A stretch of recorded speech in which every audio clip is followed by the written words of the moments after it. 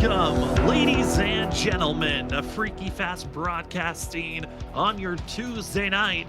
Tonight, we bring you the coverage of the BRB Butt Kicker Cup Series Season 1 conclusion championship race, the last race of the chase to figure out who will be hoisting the trophy here for the first season for these drivers. There's one odds-on favorite to watch out for, but because of the amount of drivers that have logged in for tonight's race, it's still mathematically possible for a chance of maybe two other drivers stealing the crown from Gavin Rogers. Tonight, the drivers of the BRB Butt Kicker Cup Series get ready for the Butt Kicker 175 at Phoenix Raceway.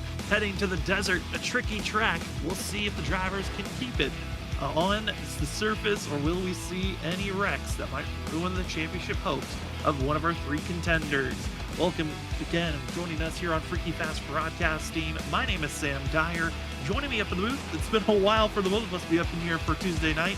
We've got Trevor Earhart with us. Trevor, a championship race, but when there's one major favorite, it's kind of tough to stay excited on the chances of those other drivers to win a championship, but it's the last race of the season. I think everyone is ready to see what the show we're going to be seeing here tonight.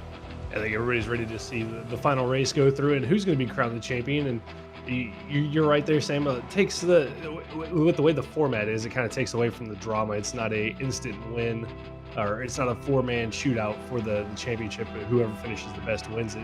It's kind of the Gavin Rogers show, and if he has a rough night tonight, it's still mathematically possible for a couple of other drivers to win it. So we'll have to wait and see. And Phoenix, not necessarily the easiest track to navigate in these next-gen cars. It certainly isn't, but we're going to head down to trackside as drivers testing their skills at this 1 mile course of Phoenix, as we're seeing who's going to be taking the pole award. There are certainly multiple ways to earn points here tonight, as with the chase, it's all about who's been most consistent for the 5 races during this run. Getting the pole will give you 1 bonus point. Leading the lap will give you 1 bonus point. Leading the most laps is 1 bonus point. A win is 1 bonus point. And the big points that can be grabbed going to be the stage points. We'll talk about stage bonus points later on. Right now, top of the board, it's Stephen Borbell with the top run, but Gavin Rogers is on his final lap, hoping to steal the show, as Gavin Rogers was the fastest driver based off of practice and from qualifying, hoping to be top of the board, and the 77 will do so. Going to be 2 tenths faster than Stephen Borbell and Adam Buzzio, the 2 contenders that Gavin Rogers is going up against. And for Stephen Borbell, only able to get 1 lap in, while Rogers put down 2 already. We were looking at the math on the math it was going to take to win the championship. We kind of were already adding in the factor of Rogers was going to get the pole here tonight, and already it's now set to the possibilities of, for Stephen Borbell, Adam Buzzio, they're now going to need Gavin Rogers from here on out practically to have the worst race of his BRB Cup Series career, if it's going to give a chance for Borbell or Buzzio to win the championship here tonight. I mean, anything's possible. One little slip up through the tri-oval, or maybe a little bad bump, can send the 77 around, Sam. But I think the math that we were talking about has to finish last in both stages and outside the top 8, I believe, at the end of the race, with Buzzio or Borbell winning the race and winning the stages, I believe. Yeah, to have a chance to win this championship for Stephen Borbell or Adam Buzzio, only one of them can do it. And if you're going to win the championship, you're going to have to lead a lap at least, win the stage 1 and stage 2, as well as win the race, and hope that Gavin Rogers finishes last in both stages and finishes either 9th or 10th at the end of this race. If Gavin Rogers, though, finishes inside of the top 8 during the stages for stage 1 and 2, he will lock the championship up. There's no mathematical way that Stephen Borbell or Buzzio could find themselves with the championship. So these first 2 stages going to be critical on making sure that drivers are still in the hunt or not in the hunt anymore, as qualifying's coming to a close here very shortly. Gavin Rogers is going to take the top spot. He's going to be the driver to watch out for, as coming into tonight, Gavin Rogers, a 33-point advantage over Stephen Borbell, 34 points over Adam Buzzio. Those are your three drivers that are still mathematically having a chance to win the championship.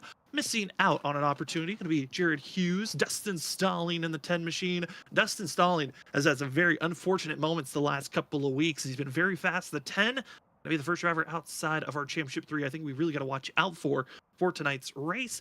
And as well, want to give a shout out to Brandon Maddox, who got 6th in points. Richard Wolfsfer, 7th in points coming into tonight. Carl Pooler, 8th in points. Patrick Hernandez, 9th. And finishing out the top 10 is going to be Evan Patinko in the 96 machine, as 10 drivers enter the fray into our last race of the season to crown a champion in the desert of Phoenix, Arizona. We go down to grid side to go check out where the drivers will be starting here tonight. 175 laps in total, and it's Gavin Rogers in the 77 machine going to be taking the pole award. Stephen Morrell going to be starting in 2nd. Adam Buzzio 3rd. Those are your 3 drivers to really watch out for here this evening. Dustin Stalling going to be in 4th. 5th is going to be Evan Patinko. Richard Wilsberg going to be starting in 6th. Jared Hughes 7th. Carl Pooler 8th. 9th is going to be Brandon Maddox, and Matthew Erickson going to be 10th place of your 10 drivers here tonight. 10 drivers, same, and a really close field from qualifying, from 2nd all the way to 10th. So a good battle there. And again, who knows what's going to happen on these restarts, cold tires, the fanning out of the drivers through the tri-oval. It's going to be fun to watch whenever we get to these restarts. Yeah, the dog leg on the front stretch really is the major factor that could change how this race goes. I think that's the fun factor of Phoenix, as it's going to give a chance for drivers to cut the course just a little bit, kind of gives opportunities to make some setup passes going into turn 1, as we're waiting for Stephen Borbell to get onto the grid, and then we'll start to take off on the field. But tonight's race is going to be 175 laps in total. We will have 2 stage breaks. Stage 1 will be concluded at the end of lap 45. Stage 2 will be at the end of lap 90. All drivers have 1 fast repair to work with, 5 extra sets of tires in pit road for themselves. And short track racing, it's been kind of a flip of a coin. Some races, there's not a lot of cautions. Others, there's been a plentiful of cautions that will pop up. With this small of a field, though, Trevor, it's going to be an interesting spot to see how this field wants to react on this 1-mile course. Are we going to see a lot of cautions because the field's smaller and there's, you see that chance to take passes a lot easier? Or do we just settle in for the rest of this race? That's going to be the interesting thing. They do have a fast repair, I believe, as well, Sam, to work with. So we could see that aggression with only being 10 drivers. And, having a good chance at a good finish here, could see that them being over aggressive. We'll just have to wait and find out. But expect to see maybe some solo car spins as well, Sam, with that dog leg and that transition. But getting ready to go green here.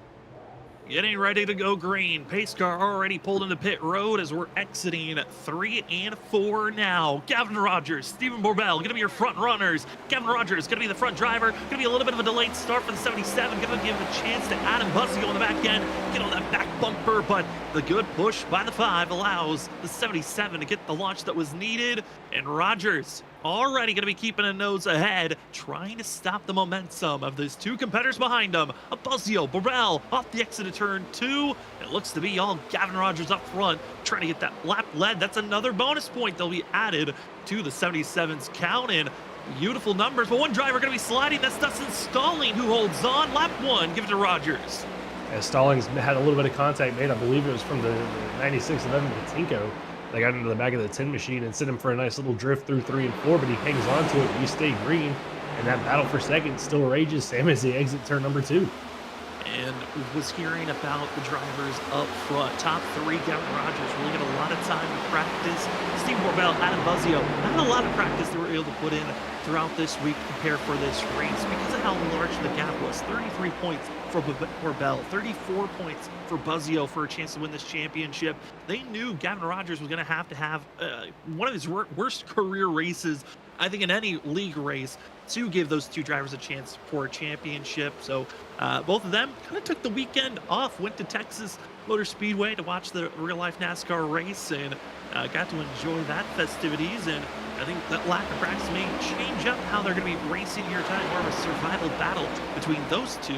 See if Gavin Rogers has any slip-up as fastest driver on track. Give it to the 98. Jared Hughes puts down the fastest time.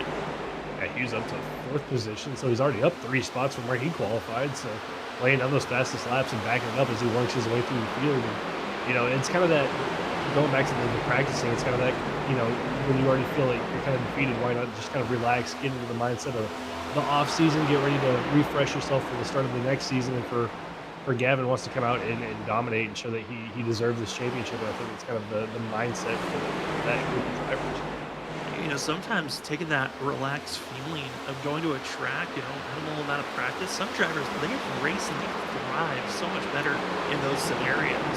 And I think right now, Stephen Bell, Buzzio doing a great job keeping up with our leader as watching the battling for 5th, 6th, and 7th on screen. That's Evan Patinko in the 96 machine, Richard Wolsifer, as well as Carl Puller getting into the mix. The limitless drivers of the 56 and 71 trying to figure out how to get by Patinko, who had a little bit of that slip up around Dustin Stalling earlier on in the start of this race, but 6 laps in the books. About to be the start of lap 7.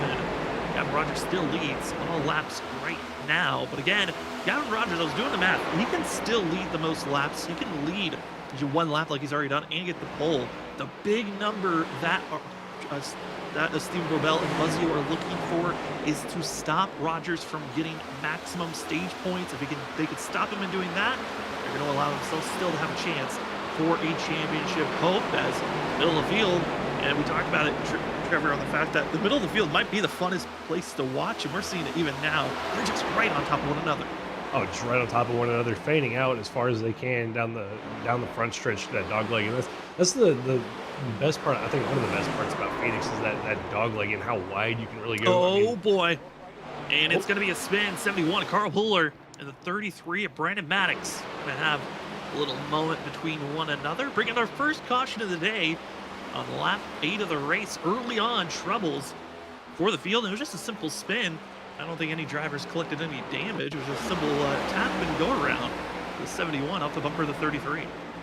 I look back here, we turn 1 and 2, and in the middle of the corner there, it looks like Fuller trying to get alongside the 33. A little bit of contact down the extra space there. Down in the 1 and 2, we're down in the green corner. A little bit of contact on the exit. The exit, one on the front stretch, down in turn 1. Trying to get close to one another, and just a little bit too high. Gas it up. I mean, the quick gas up right here off the exit of the corner. Nope, it's going to be the next lap, but we're going to see it. Next lap, exit. I think it was the next lap. Exited turn 2. I think Sam was. It's the next lap. Oh, yeah, out of 2. Yeah. We're getting to it. We're getting to that mark that we're looking for. No, drivers are entering pit road. It's a little bit too soon for him to make that stop for themselves as cycling through these early laps and seeing the battling between those drivers. But it was a simple just tap between the 33 and the 71. The 71 spun around and bring out our first caution. With the small field that we have, though, that little spin, only losing about 2 spots was Carl Puller on this next restart. So you're not hurting too bad and not hitting the wall. Big things you can take away for the 71. Yeah, that's the good thing about it. You're not losing a lot of track position and no damage you have to go in and worry about. You don't have to worry about using your faster pair. So a little bit of extra heat on the tires, but they'll cool down under the pace laps. And for Puller, just regather yourself and get back up there and go back to battling again. Spun there. We're almost at it looks like. So the teammates getting active with one another off the exit of the corner, and then Brandon Maddox diving down low, setting up for the pass. Gives a slight tap off the exit of turn 2, but it's really coming into turn 1 and 2 where we see this issue. Is give another chance on this replay. And Trevor, I mean, Phoenix, one of those tracks where it's kind of difficult. You're trying to carry as much momentum as possible, and then you see moments like this where it's just a simple tap and you go around. Yeah, and with the way that 1 and 2 work, I mean, there's so many different lines you can take there. And looks like Maddox taking a little bit of different line and Puller maybe breaking a little bit differently for his line, and they kind of get together, but no harm, no foul. They line it back up, Sam, and we're getting ready to go back green. And perfectly aligned. Gavin Rogers is going to be your starting driver up front. Going to have Adam Buzzio who's outside. These drivers under cautions coming to the restart have to choose on where they want to restart, inside, outside. And now they wait for the restart zone as Drivers been notified they have to restart in the restart zone, changing back their ruling that they made 2 weeks ago back to their original ruling of having to restart in the restart zone. And last 2 weeks was on the leader, not tonight. It's Gavin Rogers gonna have to still get a perfect launch in 77, trying to pull away from his next level motorsports teammates, Borbell and Buzzio. And Borbell and Buzzio are going to continue with that battle they kind of left off after the first couple of laps in the initial start of the race. They're going to battle for second behind them. And the man on the move is still going to be Jared Hughes, who's up another spot trying to close down that battle. One car loose trouble through the though. dog leg, two cars spinning loose. around. It's going to be Brandon Maddox spinning around, bringing out the first yellow. Then Evan Patinko with a late spin. Both went opposite directions on the track. And Phoenix, this is exactly what the track we talked about of the different transitions. When you're close to one another, you never know what can happen. And Brandon Maddox just losing it on the entry of the bus stop. That's not a usual spot to lose that rear end. That's a tough one. I mean, that's the one thing about the dog leg. It's so unpredictable in these cars. They get so upset as you're on board with Maddox here. And you get a view of what happened to him as he exits turn number 4 and down here into the dog leg, Sam. And it's that bump and it just snaps on him. And the same thing with the 96 machine. But that's hard contact for Maddox into that outside wall.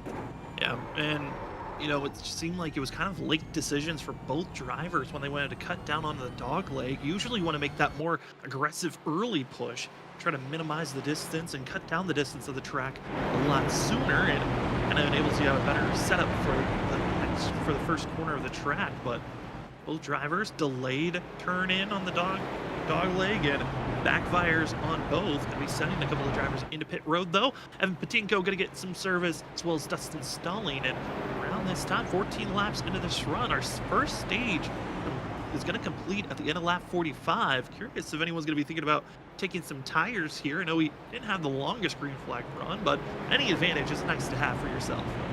Yeah, I mean, why not take a chance here? If you were, you know, especially if you're Evan Patinko or Maddox or Stallings, you've had a couple of Stallings had a half spin, Maddox and Patinko had the full spin. So why not come down and get some fresh rubber and see if you can go up there and maybe, you know, get yourself a stage win and get yourself some momentum for the rest of this race. A look to be Brandon Maddox, after his spin in caution, ran into the outside wall of the exit in turn 2, giving himself some wheel damage. Looked like a toe length issue on the rear left tire. He's going to have to go into pit road and most likely use his first fast repair, be the first driver to use it as a fast repair for these drivers. It's basically a reset for the field. Completely repairs your vehicle. Doesn't give you a fresh set of tires, just resets any damage that you might have collected. And you only get one free reset for the whole entire race. Don't have to use it, but it's always nice to have that, you know, safety net underneath you, Trevor. But when you have to use it this early on, it really does change your mindset for the rest of the race. Yeah, it kind of flips the switch, so you need to be a little bit safer. You know, and it wasn't that Maddox did anything wrong. It's just that transition. It's so unpredictable in these cars, but always having that safety blanket gives you the feeling that you can be aggressive with it, but now gonna have to be a little bit safer on how he decides to attack the dog leg. Gonna have to be a little bit more secure. Also, gonna be the first driver to use a set of tires, adding also with Evan Patinko on this restart. Pace car into pit road. They wait for the restart zone to take off. Control vehicle going to be Gavin Rogers, and Gavin's getting his practice already early on, just in case we have any late restarts. And those restarts at the stage, be that lead driver, it's so much more control you have over the rest of the field. As Maddox catches up, the field is set. It's time to get back to green flag racing for the butt kicker 175. Rogers is gone, and we're right back to the duel between the teammates of the 2 and the 5. The rest of the field hold on tight as they exit the dog leg. Everybody fanning out, trying to find the line down into 1 and 2, and looks like everybody's still going to be side by side as they work their way through 1 and 2 down the front stretch.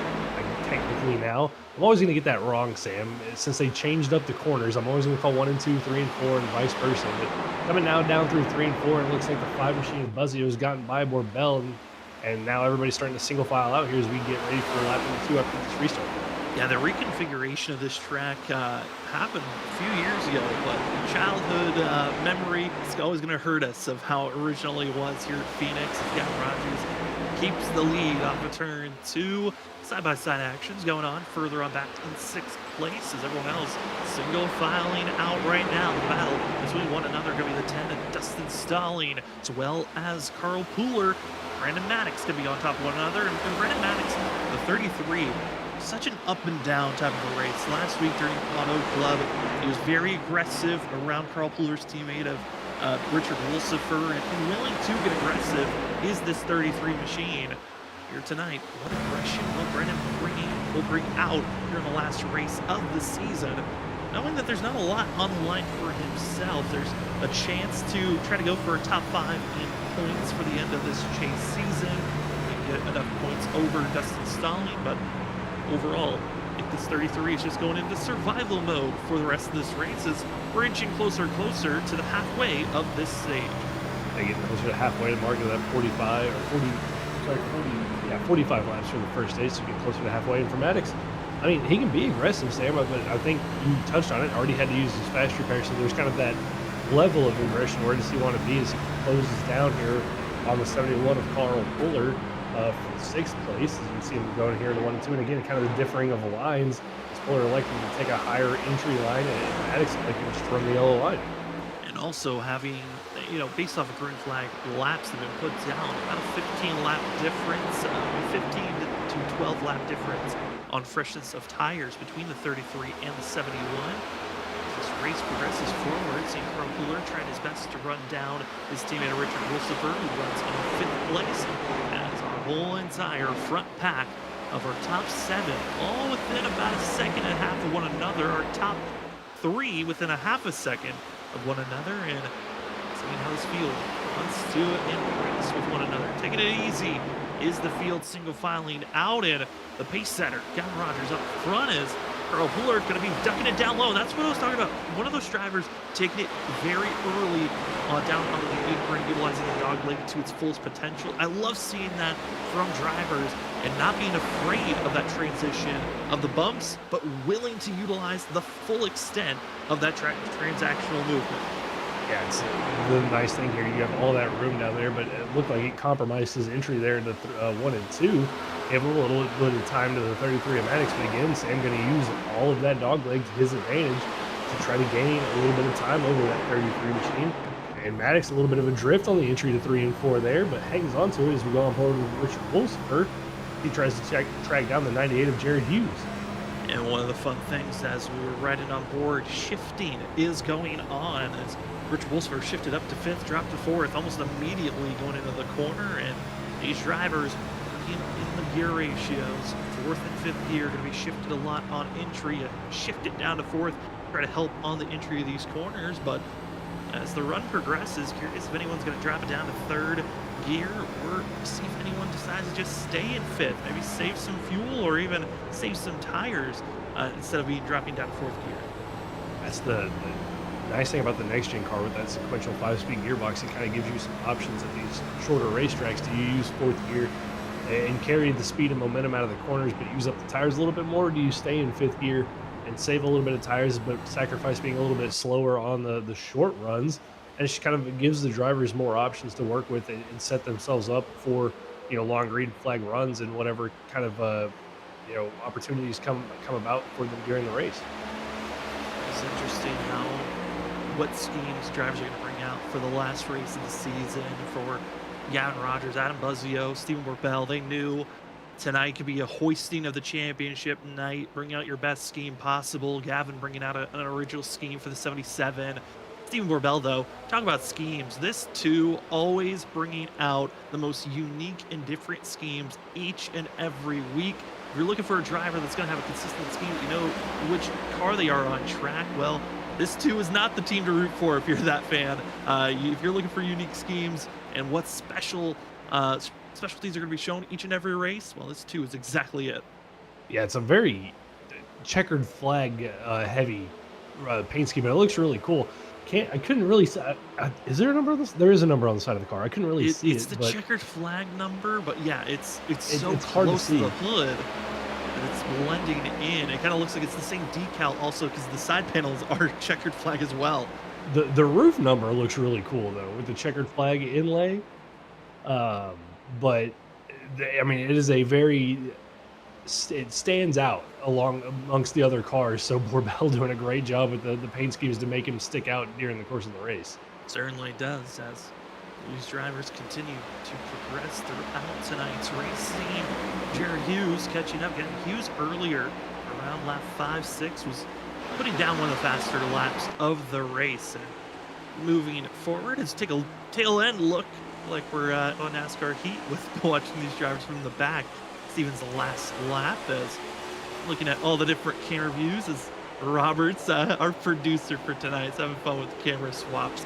As tonight's race is going to be a long one. Again, only 30 laps in the books. About to be coming up to the end of stage 1. It's the end of lap 45. And yellow flag is out.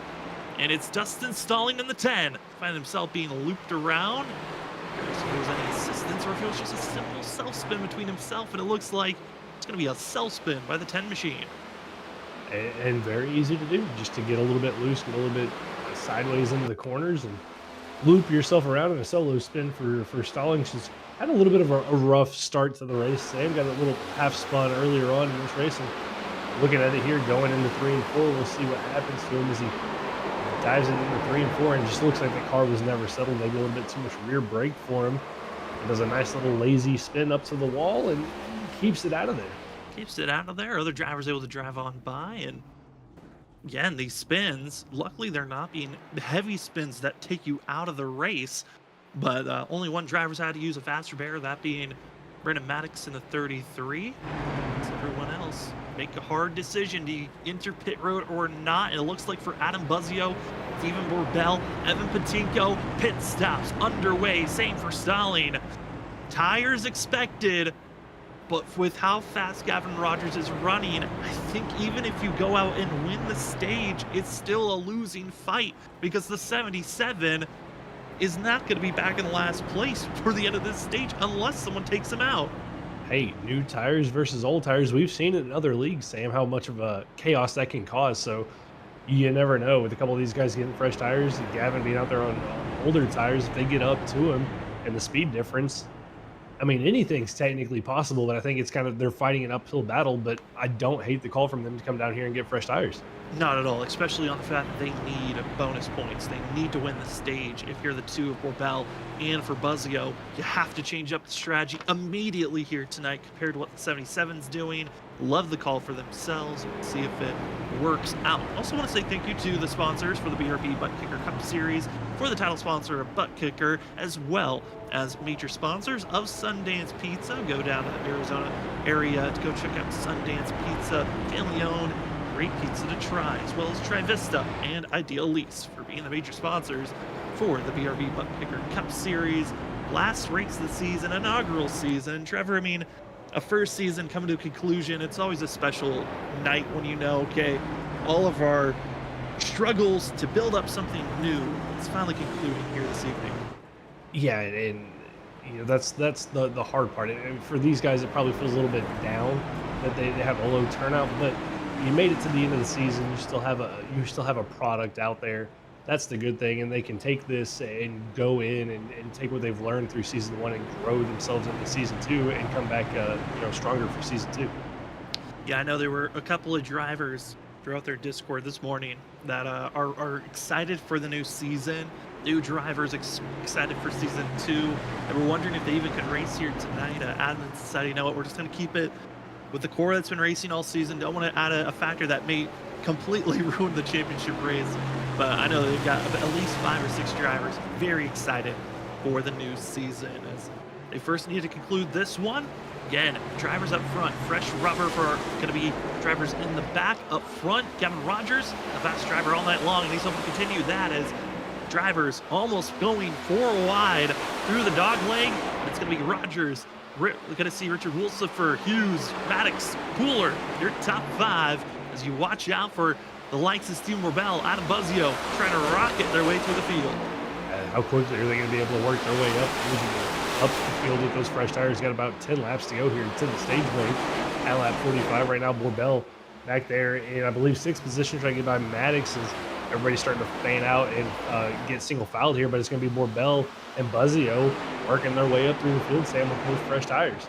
And with the way that this stage is not allowing the 2 or the 5 to move forward, this stage alone could crown Gavin Rogers the champion before we even get to the conclusion of stage 2. That 2 and the 5 need to get going, and they need to get that 77 moving backwards as quickly as possible. We have ourselves 10 laps to go before the stage is over, but if you're not ahead or in a advantageous side up front, you could be finding yourself in a tough spot, because if we get 5 laps to go to the end of the stage and we get a caution, that's the stage. You're not getting any bonus points. As Borbell moves up to 4th, Buzzio about to move up to 5th as they're slowly chipping away each and every position. Slowly getting there. Buzzio's been kind of stuck in this traffic. Didn't get by Maddox pretty easy, or very easily. Now stuck behind, I believe, the 98 of Hughes there as they get by Borbell gets by Polar and Wolcifer, and Buzzio just again going to be stuck in this traffic, having to wait and be patient to work through it, and that's just allowing Gavin Rogers to continue to pull away as he's got almost a second lead over Borbell as they exit turn number 4 to come to about 7 laps to go here on the stage. But Borbell finally got some spacing. Buzzio working through the middle. Take any spot you can and hope that it's moving you forward. But Borbell still a second off from Gavin Rogers. And if you're Borbell, if you're thinking about the championship, you might have to use the bumper, get Rogers out of shape, get him moving backwards, because I get that he's a teammate, but if you want this championship, you're gonna have to already bring out the elbows and rough up your competition if you're gonna have a chance. Otherwise, with the way they're running right now, Gavin Rogers would lock in the championship within 5 laps from now. Have to wait and see what the play is going to be for the 2 of Borbell. And looking at the lap times, I mean, he's only about a 10th quicker, Sam.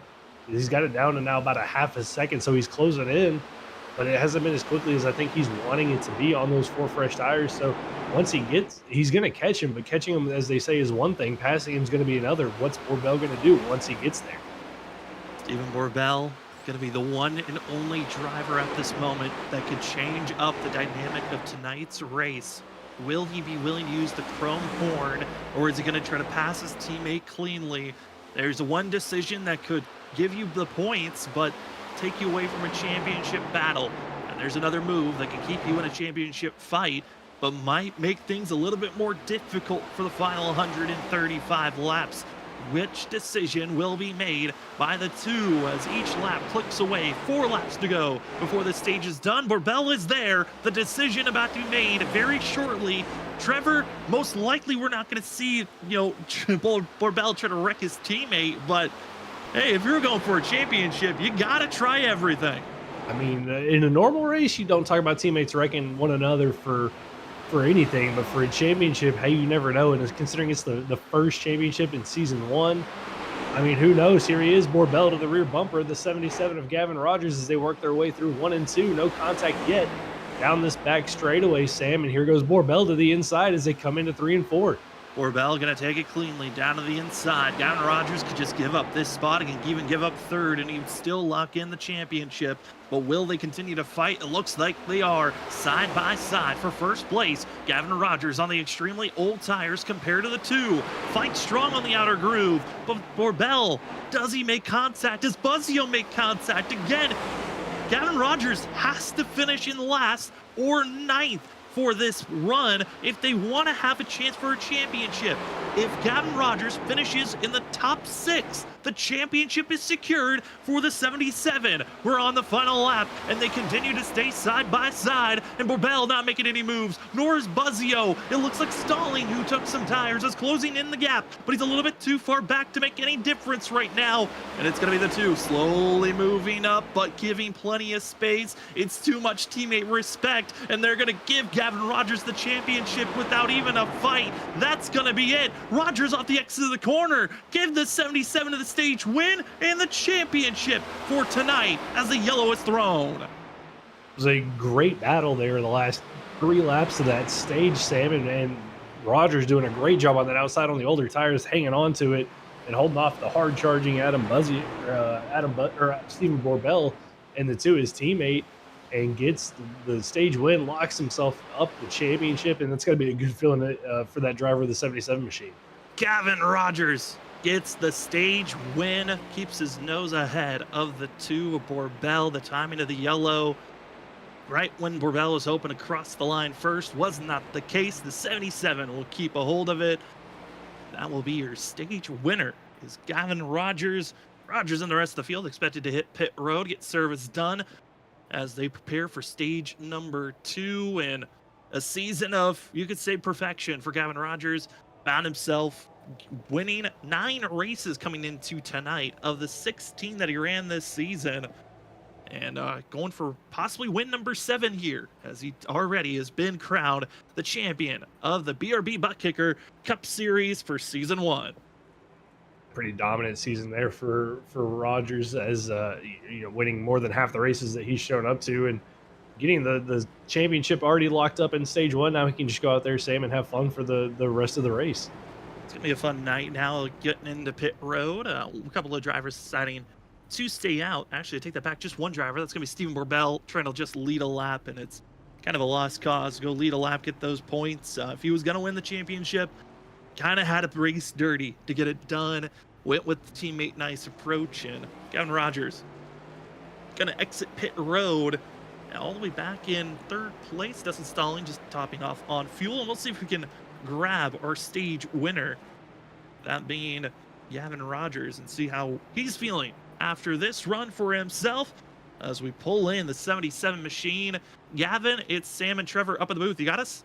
Hey guys, long time no talk.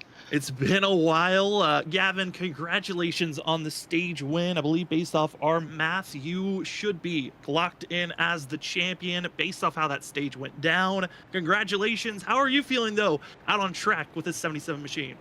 I'm feeling great, man. That was a great end to that first stage with Steven on fresh tires. I was worried I was about to lose that stage. I'm honestly working for another Grand Slam. Want to finish it out at the home track with a bang. It's a very special track for me.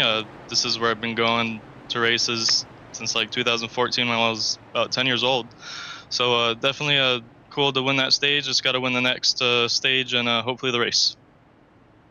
Well, Gavin, I mean, it was a great stage there, great battle with Borbell there, and you want to go up there and get the rest of the stages. So the plan's, I guess, here to be aggressive. Is there anything out there on track that you really got to worry about? There's a lot of fast guys. Adam, Steven, Jared, Dustin especially. He's up here now. We'll be able to see what he can do. I know he was fast last night. Let's have to see how it plays out, especially if we can get a long run. Well, good luck, Gavin, on this restart, and congratulations on your stage win. Appreciate it. As that will be Gavin Rogers, 77 machine, and the Sundance Pizza machine, 11 the fat. And he was able to win stage 1. He's got a little bit of work if he wants to win stage 2, as we're back to green flag racing. Borbell's going to be lead driver, but for how long? Because Gavin Rogers is right on that back bumper, giving a bump, giving a tap, pushing both drivers up as the 10 and the 2, as Gavin Rogers in one restart, almost already one corner, and he's back to the lead as the 5 able to blitz his way through the middle groove. Pooler trying to follow as well, but it's a big hurt going on for the driver of the 10 machine, Dustin Stalling. The biggest loser really on that restart. Yeah, just kind of got pinched out there 3 wide and really had nowhere to go, Sam, and backed out of it there through 3 and 4, gave that position up to Buzzio and Puller. And now Rogers is going to try to get up there and go race his teammate Borbell as that battling 3 wide's kind of sorted itself out. There's 2 wide action further behind him, though. I believe that's the 98 of Hughes and Patinko back there going at it for 6th and 7th positions. They work their way down the back straightaway. Battling between one another. Trying to continue on a pretty solid playoffs for himself. He's had a couple of rough patches. Hughes has just been overall quick. Bad luck for the 98, 98, 96. Both trying to make their runs forward as we're seeing the field starting to string out. The driver's struggling right now. Talk about them is the 10 of Dustin Stalling. And Stalling did take tires under our last wreck caution. We're in the middle of stage 1. And then only to fuel only at the stage brakes. The 10 is on older tires, that's why he's struggling right now. But expect to see Dustin Stalling later on in this run if we get another caution. Get fresh rubber, be one of those drivers to fight his way forward as Adam Buzzio puts down the fastest lap for the 5 as he's running in 3rd place, trying to catch up to his teammates of Gavin Rogers and Stephen Borbell. Yeah, trying to run those guys down, and if Rogers gets to battle with Borbell, it's going to bring Buzzio even closer there, Sam. I mean, he's already closing in. And Rogers hasn't been able to get past that 2 machine, even with the older tires. But we saw how hard it was for Borbell to get by Rogers is right there before the stage break, so holding on to it for now. Holding on, hold steady, but who's willing to make a big move? Saw the respect being shown at the end of the stage. But will there be any aggressive movements to Gavin Rogers? Now Rogers' mindset, he's already clinched the championship. It's now go for the Freaky Fast Grand Slam. The way that you get a Freaky Fast Grand Slam, you get the pole award, you win stage 1, you win stage 2, and ultimately you win the big one, you win the race at the end of the night, and you find yourselves being one of the very few Freaky Fast Broadcasting Grand Slam winners. Gavin Rogers trying to put his name on another Grand Slam win, did so back at Watkins Glen to start the chase off, and wanting to finish it off just as way that he started. But first we got to get a quick restart because we got a caution to 33. Brandon Maddox facing the wrong way on the entry of turn 1. And not sure what happened to Maddox, but another spin for the 33 machine, and maybe, or hopefully for him this time, was able to keep it out of the wall. Last time we saw the 33 go around, Sam had some pretty heavy contact with the front stretch wall, and we get a look back here. Looks like he might have backed it in the wall, a little loose off corner exit. Just kind of, this is the most bizarre wreck I've ever seen. And that is trying to catch it, but honestly, if he just touched the brakes, I think Brandon Maddox would have saved it on the middle of the backstretch. Instead, wants to throttle it up and just wheel his way out of it, and obviously, it's hard to wheel your way out of a wreck with this type of a car. The Gen 7 next gen car, Trevor, it's one of the hardest vehicles to save. Once it breaks loose, it's kind of game over.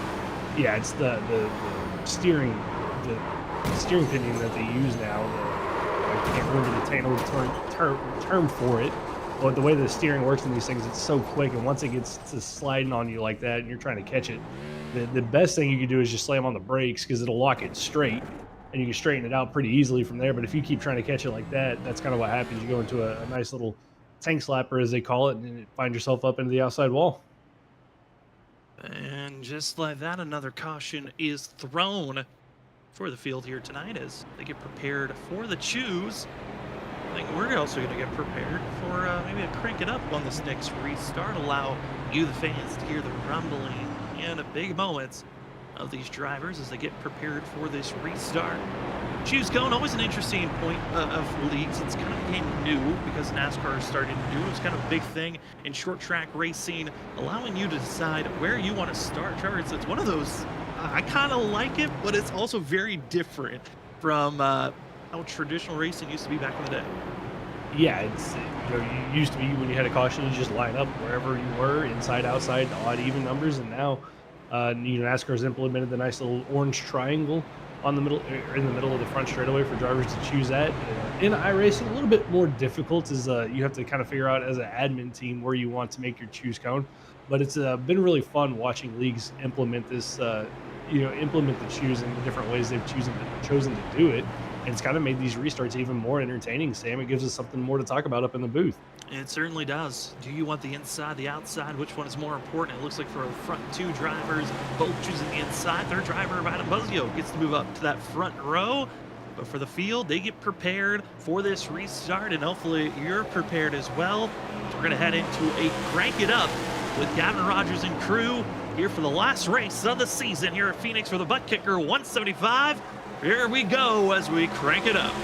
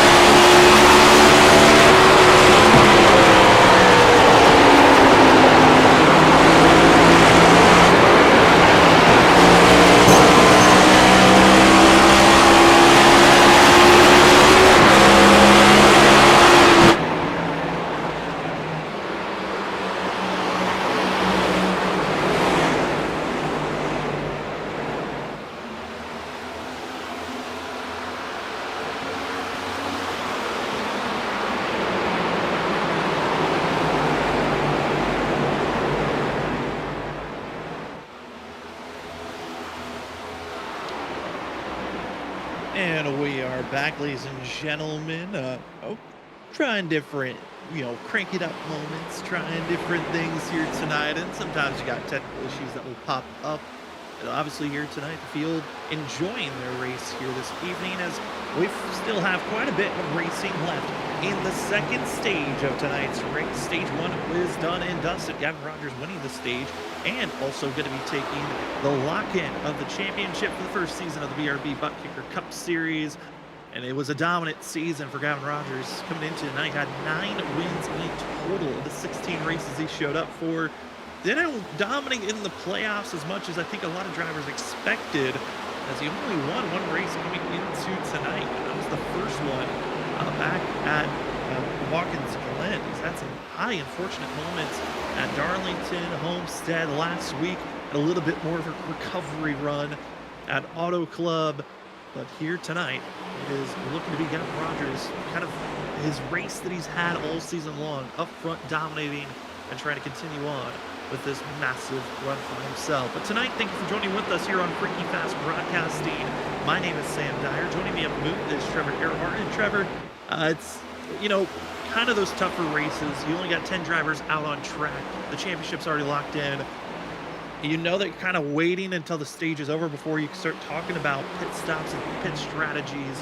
What do you think these drivers are thinking about, especially on the fact that we're starting to see the sun setting on the racetrack?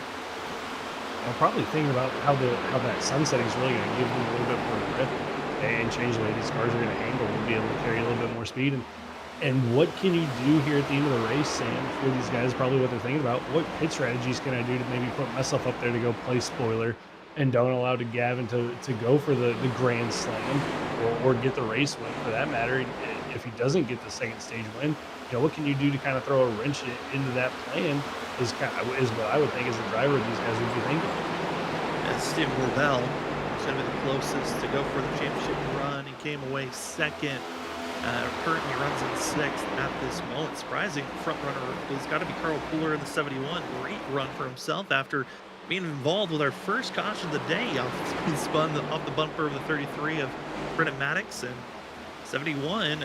It's kind of the odd, with stage racing and different strategies that come up. That gives certain drivers in the middle of stage 1, maybe in the middle of stage 2, the chance to be up front. And maybe that's not where they're going to finish at the end of the day, but it's always interesting how the end results of stage 1, stage 2 always differ just slightly from one another. Yeah, it's always fun to see the different stages and kind of how everybody's strategy plays out. And for Polar Sam, it looks like it's playing out pretty well for him up there in 3rd, and really hasn't let the top 2 get away from him. And that 71 machine showing a pretty good pace here. He's actually up the biggest mover so far, up 5 spots from where he qualified. Up 5 spots behind him is the 98 of Jared Hughes, who's up 3 positions, and Adam Buzzio up 1. Those are your only drivers that have moved up in positions here tonight. Other drivers have either stayed where they are at or have lost quite a few spots. As you're seeing the group of 4, or top 4 running so well. Well, from South say 6th back to 8th is the drivers that are not doing it as well. Maybe we're banking on a caution flag to come out. 6th place runners where we find the 2 of Stephen Borbell, down 4 spots from where he started. And Borbell going backwards, he's on older tires. Same for 7th place runner, being Dustin Stalling, down 3 spots. He's on older tires. And Rich Wolsifer, who's been struggling in the 56, down 2 spots. Looked at our top 4 that are kind of the cream of the crop. Here's some drivers that are struggling, that kind of need a little bit of assistance. And maybe we're thinking we're going to see a couple of more cautions during this second stage. Yeah, and we still might get a caution. Borbell looked pretty loose there to turn number 4, and those older tires really starting to kind of show how much life they have, or how much life they have left in them. And it doesn't look like a lot, as that 2 machine looked pretty unstable off the exit of turn number 4, and we'll see if he can hang on to it till we get to the lap 90 for the second stage.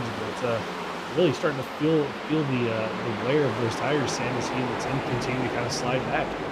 Continue to slide back, fight forward. And speaking of fighting forward, any sports fans out there know that there's a lot of sports action going on throughout this time of the year, with hockey that came to a conclusion, a bit ago. But excited for basketball. Baseball's back. So many different sporting prospects as well with racing. The season might be ending for some of these leagues that we cover here on Freaking Fast Broadcasting. But a lot of them are excited for the new season that's upon them. I know for the BRB Butt Kicker Cup Series, they're already trying to get prepared for recruitment racing. If you've been watching us here on Freaking Fast Broadcasting, we just concluded the WSSR Cup Series on Wednesday nights as they were running the Gen 4s for Season 8. Benjamin Nelson had a heroic charge, down 10 points coming into that championship race and came away with as the champion. It was an amazing race to cover last week as they're taking a little bit of a break before coming back for Season 9, switching up the vehicles to the next-gen vehicles you see on screen. I know those drivers are excited. They're entering their off-season recruitment races, and I know the field here tonight, they're excited for recruitment races as well. You're always the off-season, a fun time to relax, reset, and then also prepare for the extra excitement of new competition. Who's the top dogs to really watch out for? Yeah, the off season is always a fun time of year for leagues and drivers. You get to step away, take a deep breath, relax, and then do some fun events with the guys in the league. Maybe let some frustrations out for maybe some figure eight racing or stuff like that. And then the real fun gets in when you get to the recruitment part of it. You get to see the new drivers coming in and how they're going to perform and mix with the guys that were already here and get yourself set up for season 2. So I think these guys are going to be they're going to put on a great end of the season here, Sam. It's been a great race to watch, even with this small turnout. But definitely, I think these guys are feeling really excited for season 2 coming up. Certainly are. Talking about stepping away, I think we might just do that here tonight. Take our first commercial break of the evening. You're watching the BRB Butt Kicker Cup Series Season 1. This is the last race of the chase to crown a champion. The Butt Kicker 175. Currently, it's Gavin Rogers dominating up front, but will we see a late caution when the stage is over? We'll find out when we come back with just a few more laps to go in the stage.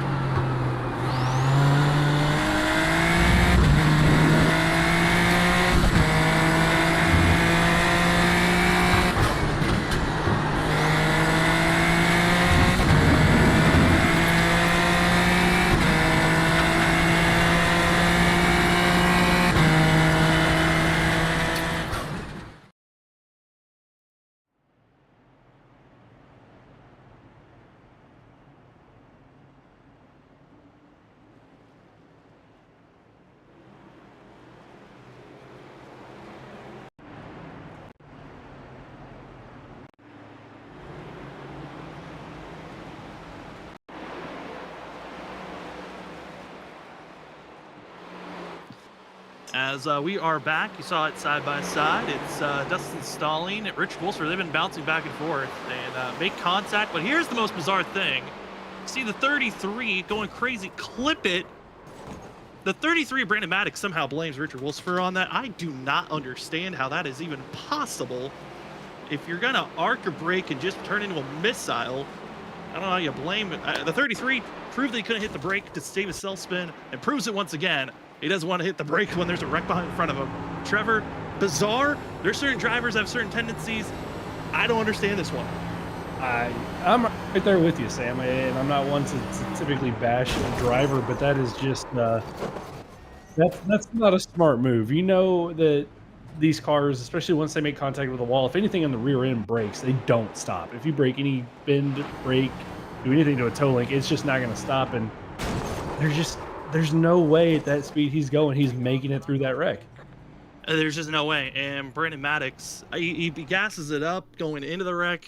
I mean, over the radio said, hey, Richard, why don't you hold the brake? I mean, even if he held the brake, the momentum was tossing him in that direction. Well, Brandon, he threw away a fast repair because he didn't want to use the brake to slow down and self-spun and destroyed his car. And once again, didn't want to use the brake and ruins his race. And his season is now over. 33. Well, that's not the way you would hope to see a season end for yourself, but it's over. It's done. And these drivers are, they're in an awkward spot. They're in a choose cone situation because of the timing and how spread out everyone was to extend the pacing extra lap. And now the field's going to get ready for this restart here. So everyone's kind of in a weird spot of trying to group up, get ready for this restart. But Brandon Maddox's race is done. Just Matthew Erickson's and Pierogi's service done. Everyone else is catching up to the leader as they get prepared to take off. Over the radio, a little bit confused. Not sure if they're taking off this time or the next. I believe they're going to throw another quick yellow potentially here to let everyone group back up. Or they might take off. This is right at the timing of the stage yellow. Stage is the end of lap 90. We're on lap 89. Technically, if we have a green here, it'll just be a one-lap dash. Looks like Dustin Stallings caught up. Doesn't look like Erickson's going to catch up. This might be just one lap dash. We'll cross our fingers, see what happens here as Richard Wolfsburg going to be taking off. Stephen Borbell going to be second in line. 2 does not go. Gavin Rogers gets the better go for himself. Going to be 3 wide for second for a quick moment as Richard Wolfsburg up front. But for how long is Rogers right on that back bumper trying to make the pass? It's going to be a one-lap shootout, expecting the quick yellow once they cross the line. Richard Wolfsburg wants the stage win for himself. Just got destroyed to bring out the yellow, and he'll be gifted with the win at the stage as they cross the line.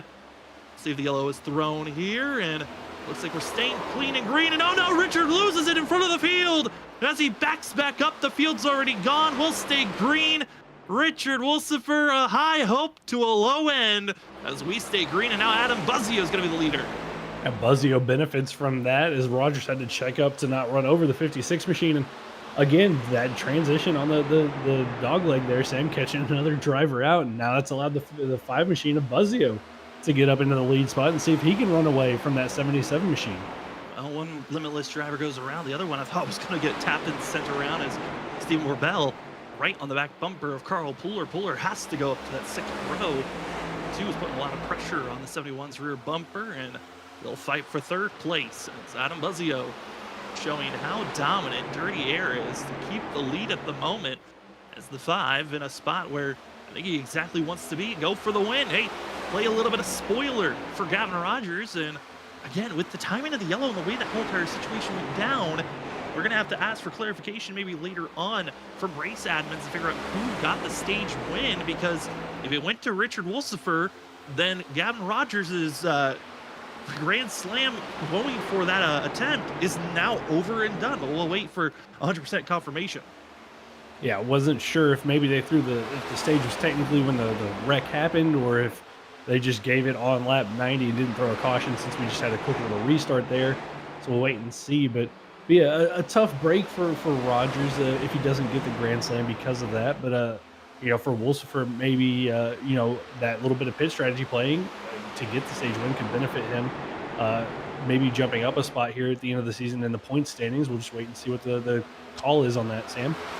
deciding on where they want to place themselves. Gavin Rogers still hasn't been able to make the pass. A little bit of slide, though, lock in the brakes. Stephen Borbell almost sent himself back up into the field, but the two's going to lock down, do an opposite of Brandon Maddox, and actually use his brakes to save his car, and will fall back to 7th place as Adam Buzzio, Gavin Rogers are going to stay in line with one another. Rogers still not able to make the pass just yet, allowing Carl Pooler to stay in a chance, staying in the wings, but there's the move, the pass for the lead, give it to Gavin Rogers into 77. That's that cutting down on the dogleg move that allows drivers to aim for a pass. If you get a good exit out of turn 4. Yeah, good exit. We'll see if the 5 of Buzzio can get a good run off the top side of 1 and 2 and hang on to the 77 machine. We saw Rogers be able to do it with Buzzio at the end of stage number 1, but the 5 machine of he was able to do it with Borbell. Buzzio, though, however, unable to hold the 77 machine down there, Sam, and might actually give up the spot to the 71 of Carl Pooler. Wasn't able to drop down low, enables Carl Pooler to be slotted in second as the field gets prepared for lap 100. Carl Pooler not able to make the pass just yet, but it's going to be the 71, the 5, side by side as they're watching the championship winner, the championship driver in so many leagues ran with this group of drivers, pulling away. Over a half a second is the difference as Carl Pooler and Adam Buzzio continue to stay side by side, a little bit neater and kinder to one another, giving space. And for the 5, not able to get the run. He's going to have to do a crossover move. Instead, we'll give a bump in.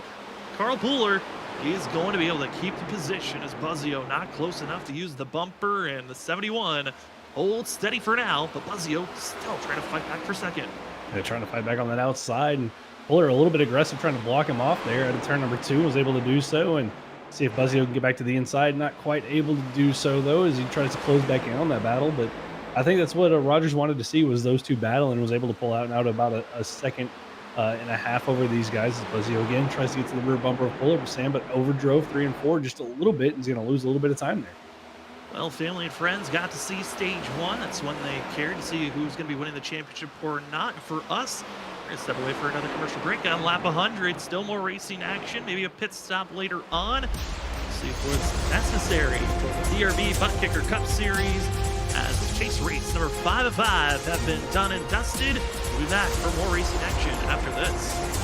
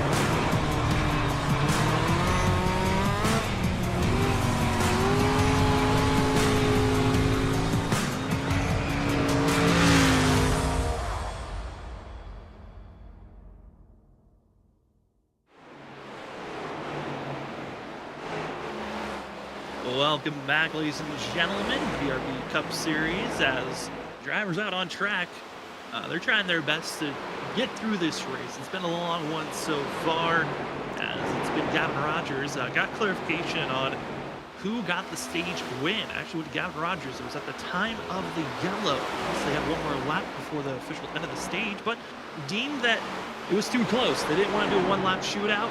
So Gavin Rogers going to get gifted the bonus points as he won stage 1, stage 2, got the pole. He's now eligible for the Grand Slam if he can get himself into victory lane.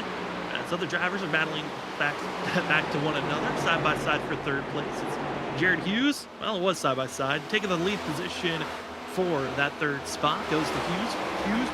Tooler going to be up to fourth. As if you're watching other sports, it's going on the Lakers and Pelicans game. 2.7 seconds left, and it looks like it's Anthony Davis at the line. Made free throw number 1, gonna go for free throw number 2. So they got 2.7 seconds left. Looks like Lakers moving on in the playoffs, as the Warriors and Kings are gonna be the next in the Western Conference battle. As we're gonna have a slight watch party as we're watching also the BRB Cup Series race on action. Brandon Maddox is out on track. Trevor, we're concerned. When he got out on track, but looks like he's put it back into pit road. Now seeing drivers being put a lap down. It's Richard Wolsifer struggling right now for the 56. Yeah, Wolfsburg, unfortunately, after that getting annihilated by the 33 under the previous caution, and then getting up there and getting the leading a couple laps, then the self-spin, I think, has kind of gone downhill for Wolfsburg since then, and just being kind and courteous getting out of the way there. We saw Maddox back on track shortly. He got back up into the outside wall, I believe, through 1 and 2, and then pulled that 33 machine down onto pit road and end it, I believe, in his night here, Sam. And Rogers again, just a nice, clean race for himself, almost a 2-second lead over the 5 of Buzzio, just kind of out there on cruise control.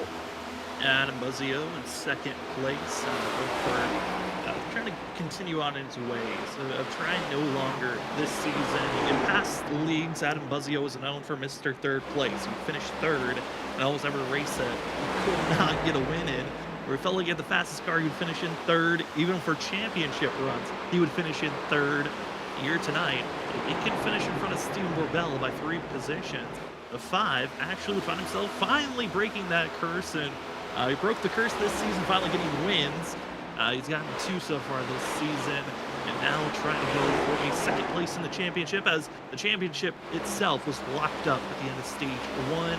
Stage 2 is over. It's all about who's going to win here tonight, as the Lakers, again, going to be moving on to in the playoffs. Getting ready for the next matchup. It's going to be starting in about 4 to 15 minutes. We'll see if the race is over by then, as Gavin Rogers, Adam Buzzio, still the top contenders. Middle of the field's pretty spread out. And Trevor, I know we hopped on in the middle of the season, kind of was covering the last few races that we were eligible to cover for these drivers. Certainly has been some growing pains when you're trying to build a league. Small field like this, it is tough morale-wise to try to put on the best show you can and mentally fight. But when you have the rivalries that you've been racing between certain drivers, they're still out there on track that you're trying to beat. I feel like that's probably the one thing some of these drivers are holding on is, I want to beat the one guy that I've been around all season long. Yeah, I think that's what keeps you motivated. Of course, you had the 3 guys coming into the night with Rogers, Buzzio, and Borbell fighting for the championship, even though mathematically it was hard for Borbell and Buzzio to win it. It gave them, some motivation to show up tonight and race it out. But for other guys, you build up those rivalries from on-track incidents throughout the season, and to come out here and finish ahead of your rival or to get a better point standings finish because they didn't show up really kind of can set you up for some bragging rights throughout the offseason and into the start of the next season. Well, if anyone's out there in chat, curious, who are you rooting for this to win this race, or who are you just rooting for in general? Any fan of the drivers out there on track? I know at the start of the broadcast during the first stage, you had some Gavin Rogers fans. You had also a couple of Limitless fans. Anyone else rooting for some drivers and hoping this race, who might be the shining stars? A few drivers now have to enter pit road. Rich Wolfsburg looks to be having some issues for the 56. He's been in pit road for quite a while. Just hitting pit road, get service done. Dustin Stalling. And this is maybe around the time the drivers are thinking about making a pit stop. Again, this second stage was at the end of lap 87 was when the drivers made their last pit stop. And from there to lap 175, drivers are expected to make at least one stop here tonight under green. Curious on when you want to take that final stop. Do you split this run in half? Do you push it as far as you can and bank on a late yellow? What strategy you got to be thinking about here late? Yeah, when do you make that pit stop? What's a safe range to make that pit stop on the tire where you don't want to put yourself in a position where the tires are so worn at the end of this thing that you're hanging on and drifting every corner? So we'll wait and see. A couple of drivers made their pit stops. Wilsifer looks like he's finally off of pit road, but here comes, I believe, the 96 machine of Evan Patinko going to be coming down pit road for what could be his final pit stop of the night, Sam. Evan Patinko in pit road and in the middle of this pit cycle that was starting off with Richard Wilsifer. Brandon Maddox also update on the 33. He's had a rough night figuring out which pedals to brake. Is back out on track, 25 laps down, just trying to salvage the night that he's been having here tonight. Looking at 8th place runner on screen, that's Matthew Erickson, who's been a part-time racer this season and has been showing up here or there, just missed out on a playoff run for himself after some drama during the Talladega final race of the season between himself and a driver that got booted out of the league. For the 28 machine, it's just been a survival mode race last week. Didn't have the best of runs. Here tonight, though, he'll just try his best to salvage the best finish possible with some of these drivers struggling. Sometimes this is what some of these drivers further on back are banking on. Drivers struggling, you'll take those advantages and try to get the best finish you can. Yeah, with Wilsifer and Maddox having their issues, it's given Erickson a couple of free positions as he's worked his way up to 8th position, but just had a nice quiet night, Sam, running around in the back, staying out of trouble, just logging laps and waiting for this race to be over with. But you never know, if a couple drivers have some issues up in front of them, could be a couple more free spots for that 28 machine. As we're coming up to 50 laps to go here tonight, currently best battle on the track is the one on screen between the 98 of Jared Hughes and Adam Buzzio. As Hughes has been showing signs of trying to go for a pass, but not able to make the move just yet. Just stuck at the moment and showing how difficult it is to really get these runs off the exit of the corner and set up these passes, especially with Buzzio that seems to be getting a little bit stronger as this lap progresses. As the 5 machine uses the dog leg, protects his positioning as we are officially 50 laps to go here tonight. And take another commercial break here this evening as drivers get prepared. When do you want to make the final stop of the evening as you are watching the BRB Butt Kicker Cup Series Season 1? Congratulations to Gavin Rogers for winning the first season championship. Now trying to go for the Grand Slam for the Butt Kicker 175. Be back right after this. See where the drivers spot out for the rest of the season.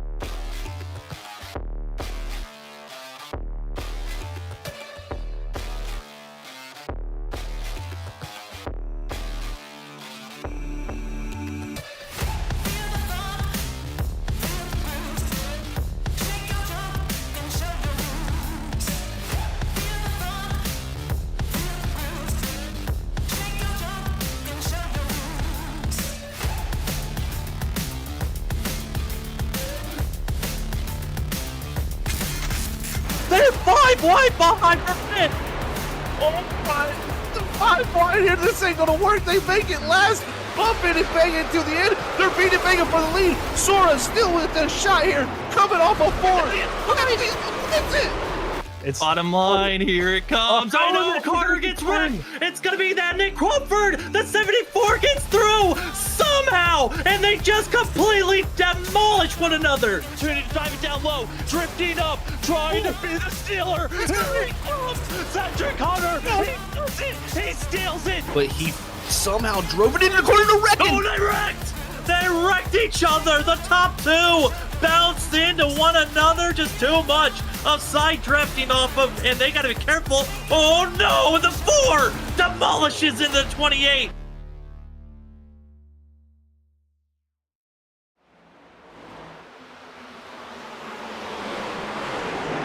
Welcome back, ladies and gentlemen, to Freaky Fast Broadcasting. You're watching the Cup Series. Racing action starting to get hot and heavy. You got 3 drivers on top of one another, technically 4. You got Dustin Stalling, Adam Buzzio, Jared Hughes, and the 2 machine of Steve Lopel, all on top of one another. Pit stops, pit strategies. It's enabled some drivers to get into higher positions, like the 10 of Stallings, but with older tires, he's being ran down, closed in. It's 2 of the other drivers also to close into the mix as the 5 and the 10 in a little bit too close to one another, almost rubbing doors off the exit of turn 2.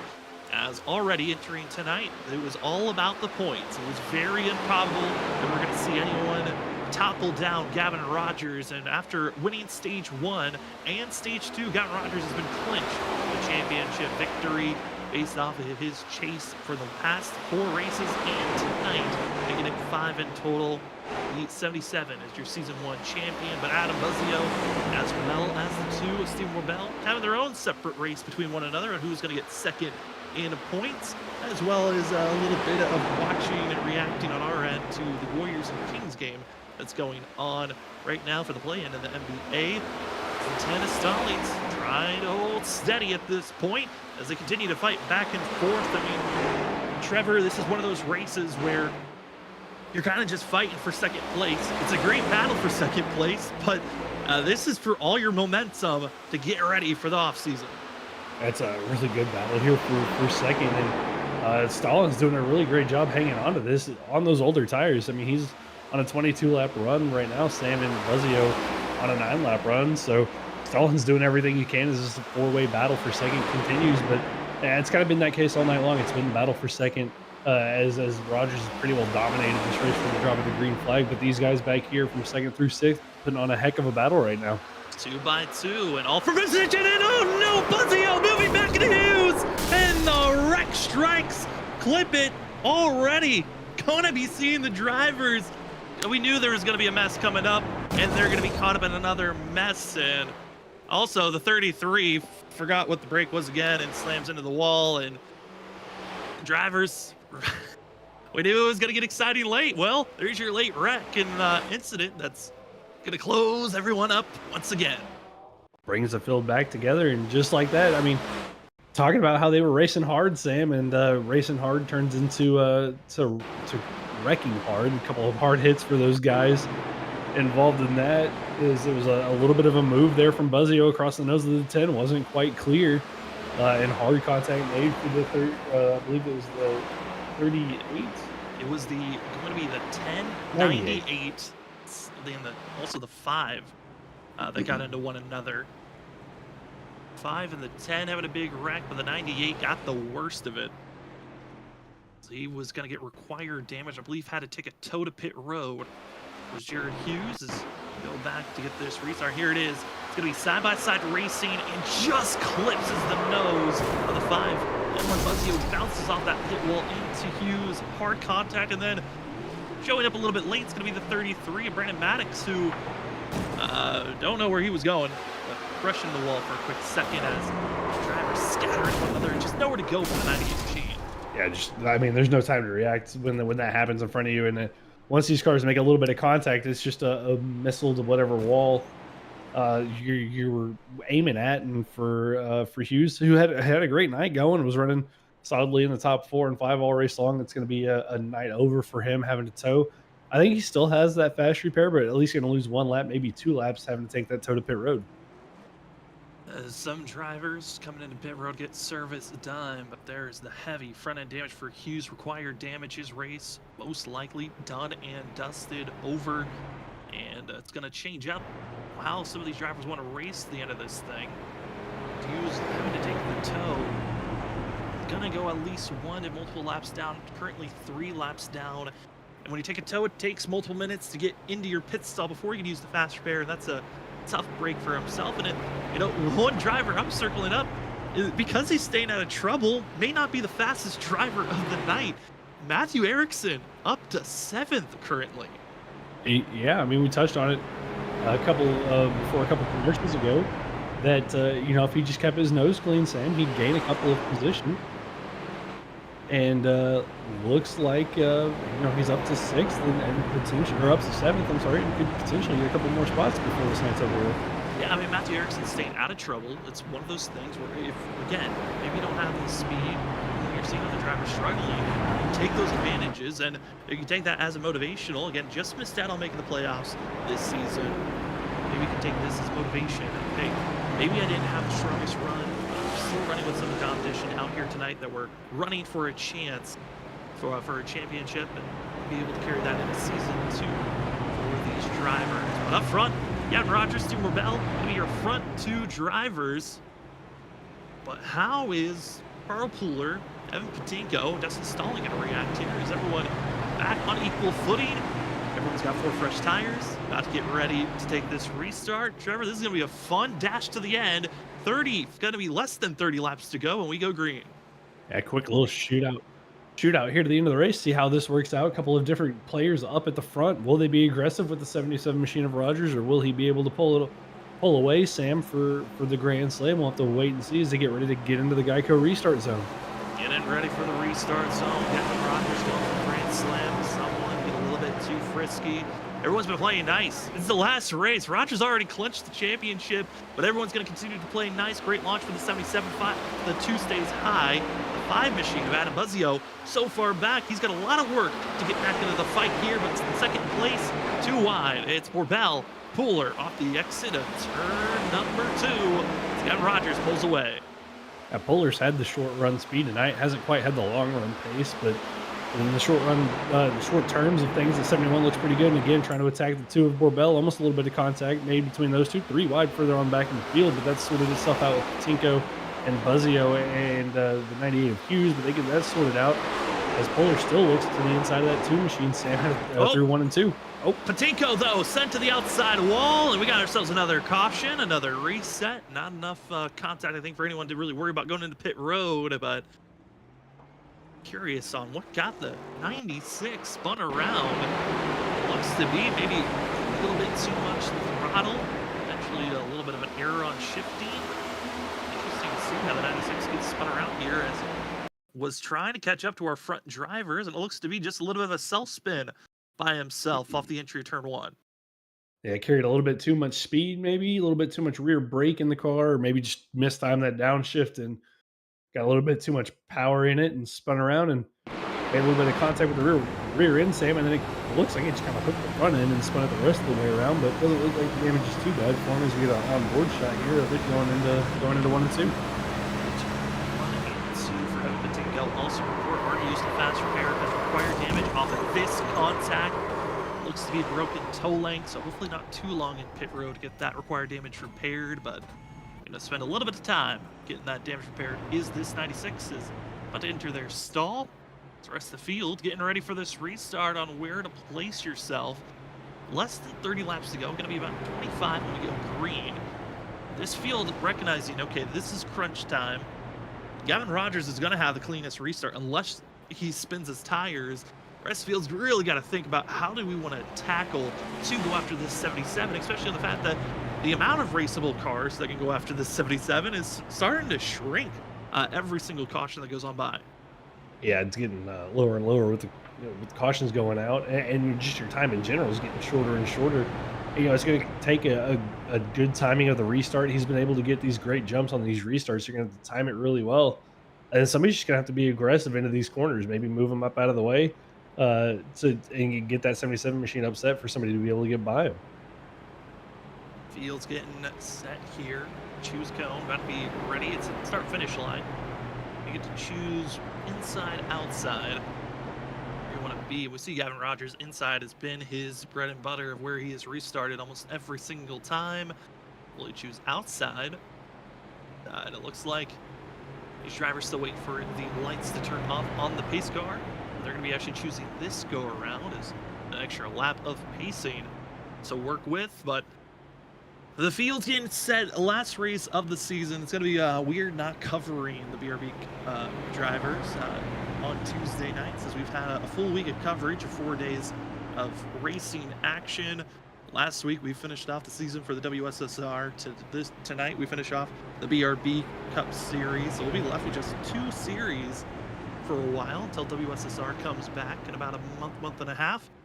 It's going to be odd, Trevor. I know it's going to be a while for you and I to be in the booth once again with one another. It's always those awkward timing moments when a league starts up and then it concludes and you got that off time for ourselves being away from the booth.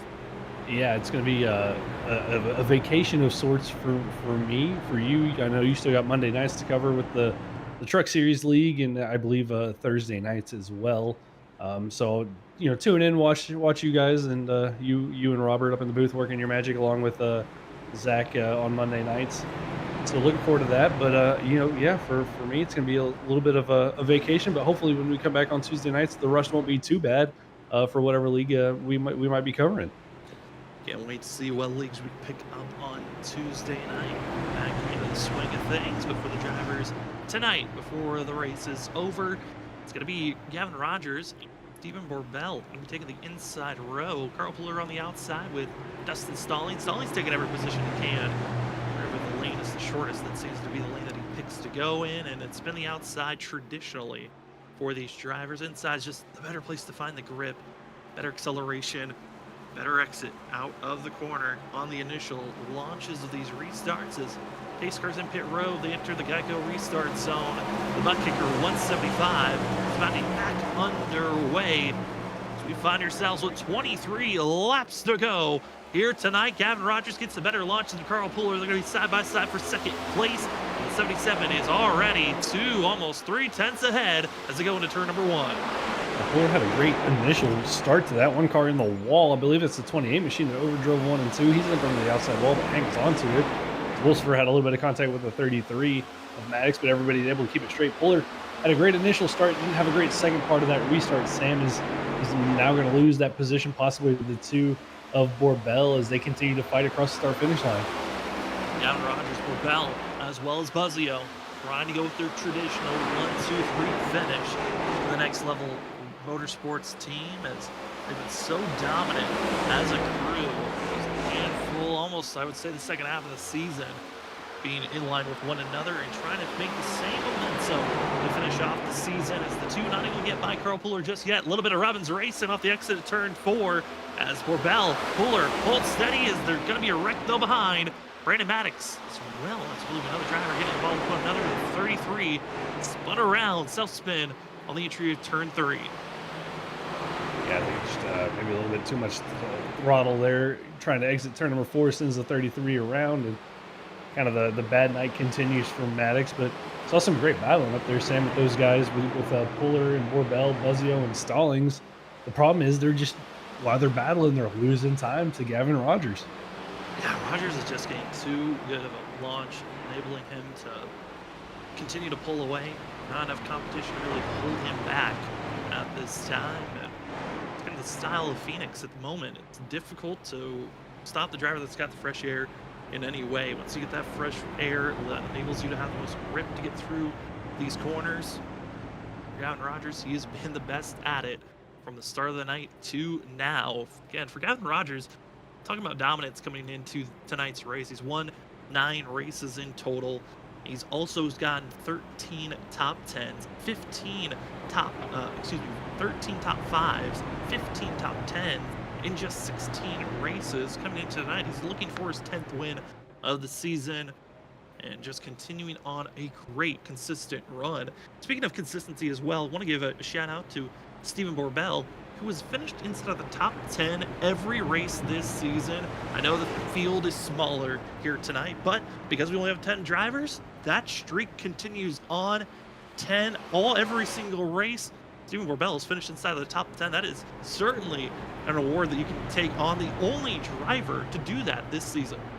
That's a pretty impressive stat. I mean, even you consider the small fields, but being the only driver to be able to do so over the course of the season is still pretty impressive for Borbell. And given the small field tonight, saying that streak's going to continue here into season 2 for these guys.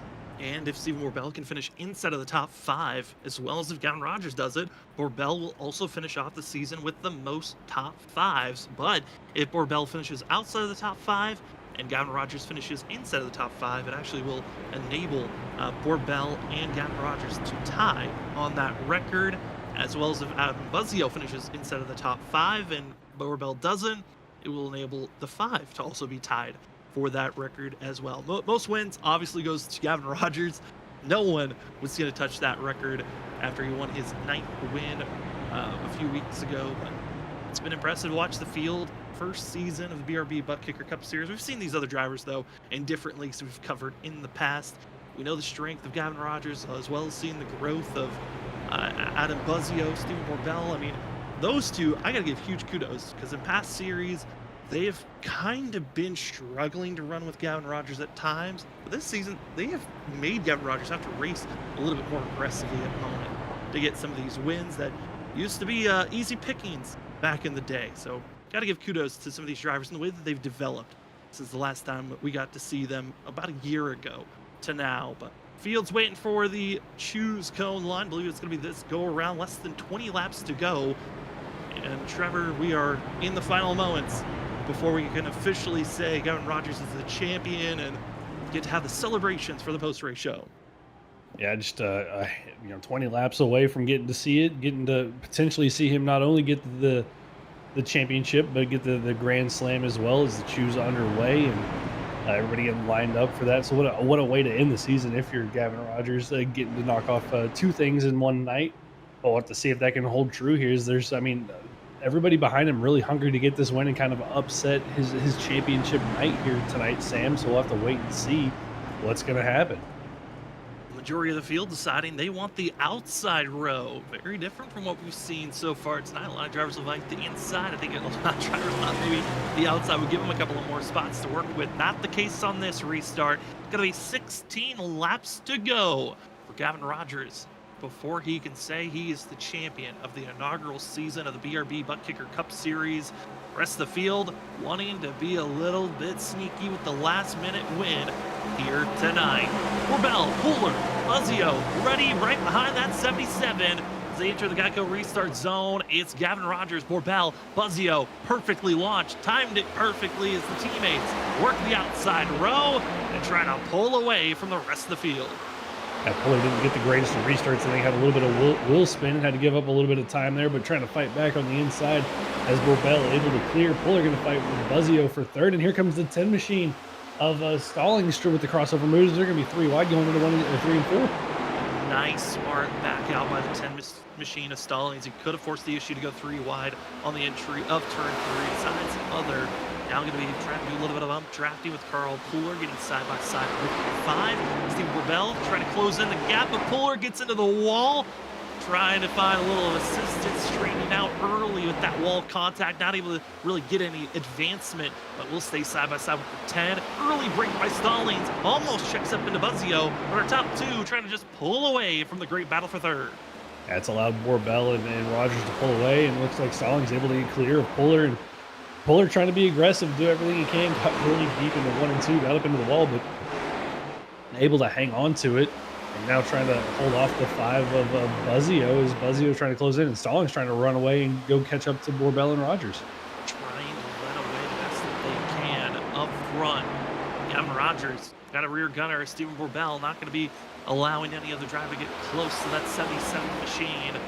As Dustin Stallings going to do his best to catch up. Rogers putting down the fastest lap of the race, a 27.09. That is the only driver to get to a 27.0 second lap time during race trim. That's an incredible pace by our leader currently.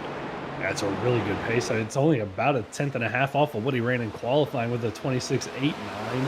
So I mean, Sam, he's really close to running qualifying laps in the race trim. So just showing how much pace he has as he tries to pull away from Borbell. Further on back, it's Hughes going to battle with the 71 of Carl Puller, as those two have been leaning on each other for the last couple of laps back there for 5th and 6th position.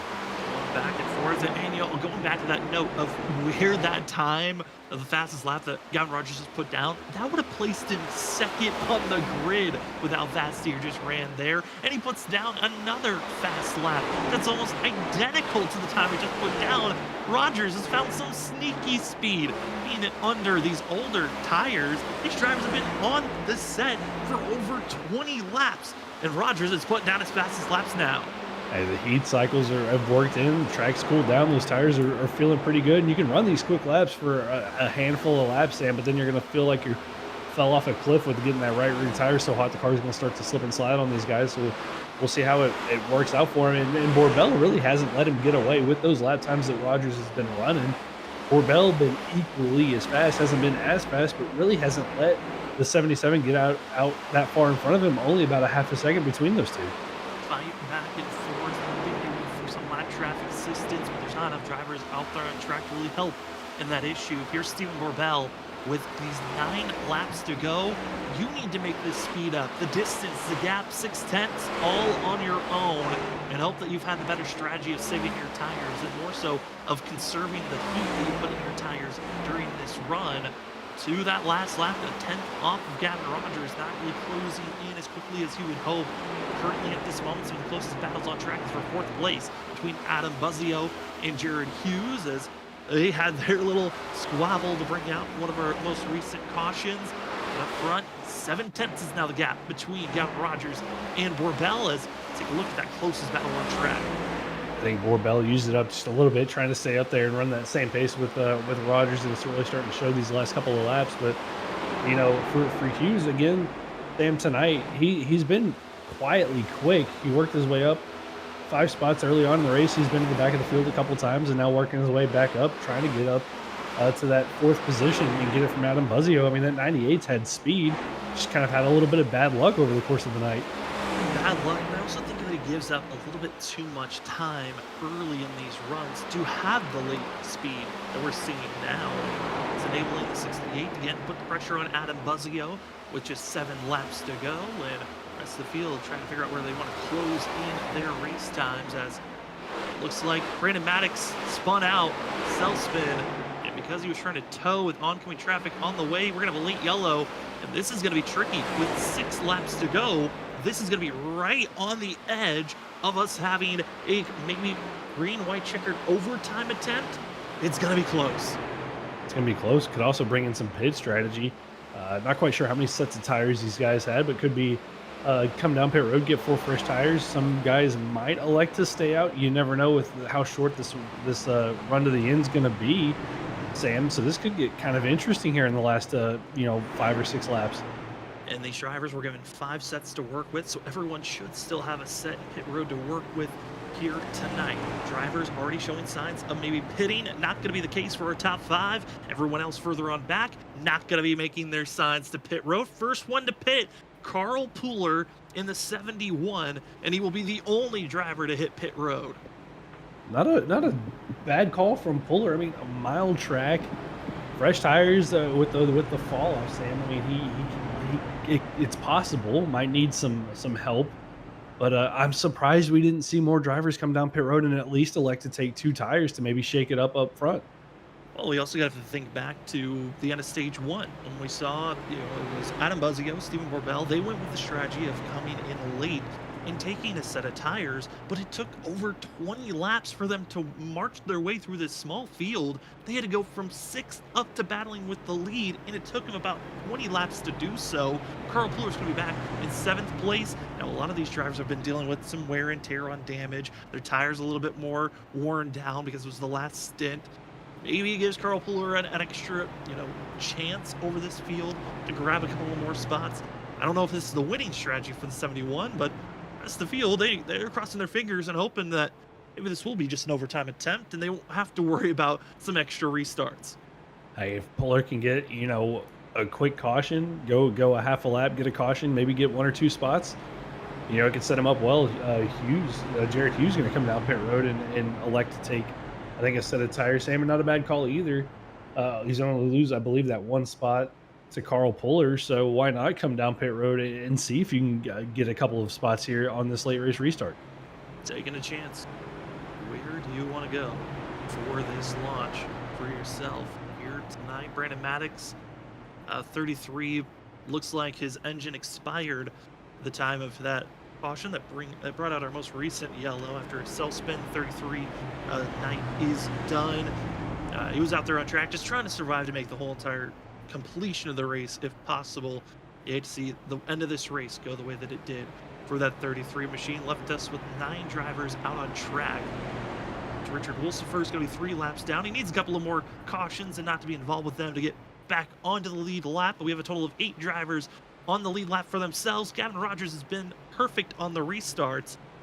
And looking at how they've been doing the restarts recently, Trevor, I don't know if anyone really can compete with the 77 unless you have fresher tires. And I'm surprised and shocked that not everyone did the opposite of what the 77 did.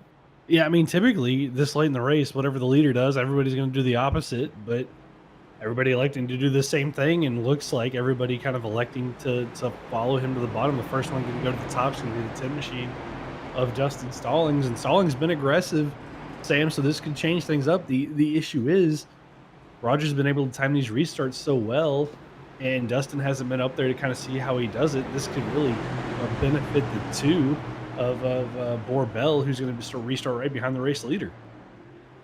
As the drivers get ready for this restart, teammates in line, Gavin Rogers, Borbell, Buzzio, expecting them to count down and get a perfect launch for the 3 of them. Can Dustin Stalling, though, time this restart? We are officially in overtime. If we get a caution under this first lap that we go green, we'll go into overtime attempt number 2. But if we get the white flag and it is woven for the leader, we will then finish out this race on whoever across the line next.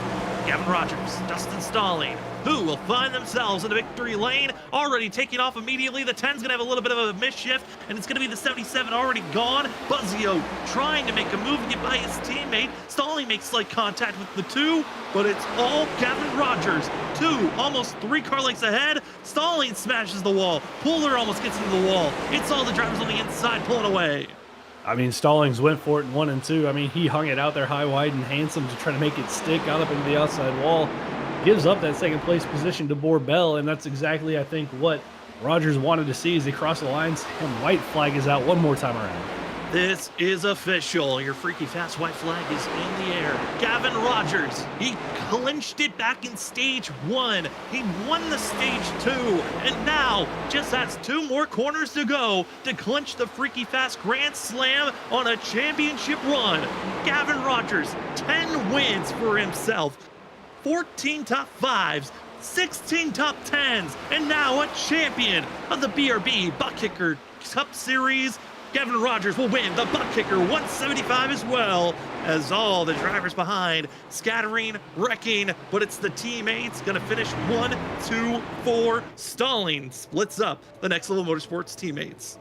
Almost a perfect night for him, Sam. Almost got the 1, 2, 3, but Stallings did everything he could there to hang on, got the 3rd place finish, but for Gavin Rogers, gets the clean sweep of the weekend, the pole, both stages, the win, and locks in the championship here tonight. What a run for that 77 machine throughout the whole season, and what a run here tonight for himself. He didn't need a perfect night, but he certainly wanted it personally. Gavin Rogers, it no longer was a freaky fast Grand Slam at a road course where we knew the dominance was lying there. I think this one's going to mean a little bit more for Gavin Rogers, like we heard from his stage win in stage 1, his home track, the track that he wanted to win the most. And you can see all those win stickers on the side. His 10th win of the season. He's got 1 more sticker to place on that 77. But for us, we will step away here on Freaky Fast Broadcasting. When we come back, we'll talk to our top 3 and get their thoughts on the season and tonight's race in just a few moments.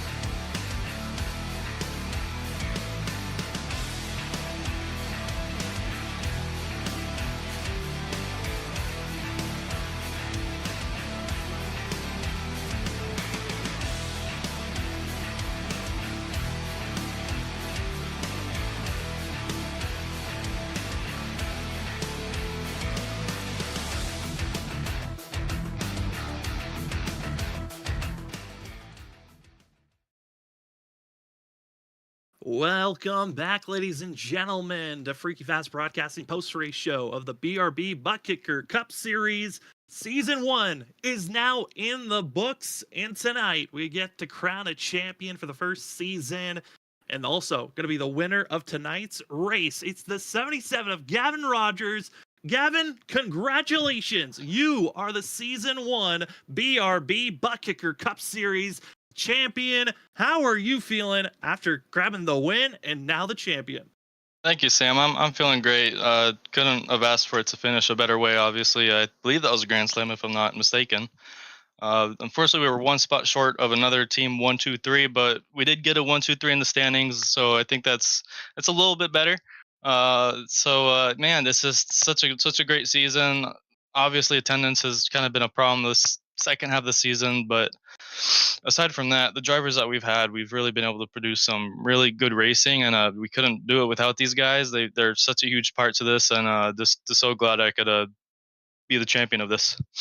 Can confirm you did get the Grand Slam for yourself. We had to go and check with Rev to make sure that that second stage on who officially won it, and it does go to you, Gavin. I mean, like you said, what a season. Unfortunately, with the drivers' numbers, didn't get to cover all of the chase, but how are you feeling with this confidence, showing your dominance? 10 total wins, 14 top 5s, 16 top 10s. How do you feel like you're going to carry that momentum into season 2? Oh, I know it'll be a lot harder, probably impossible for next season. I know we'll have a lot more drivers by then. I really feel like next season is going to be a really, really great season. Hopefully, we could have you guys on board for that. I believe that should be the plan. Hopefully, couldn't ask for really much of a better broadcast. So you guys do a really good job with that. But we're really looking forward to next season. We got a lot of good things planned. We got some recruitment races coming up shortly after this, and yeah, we're really looking forward to it.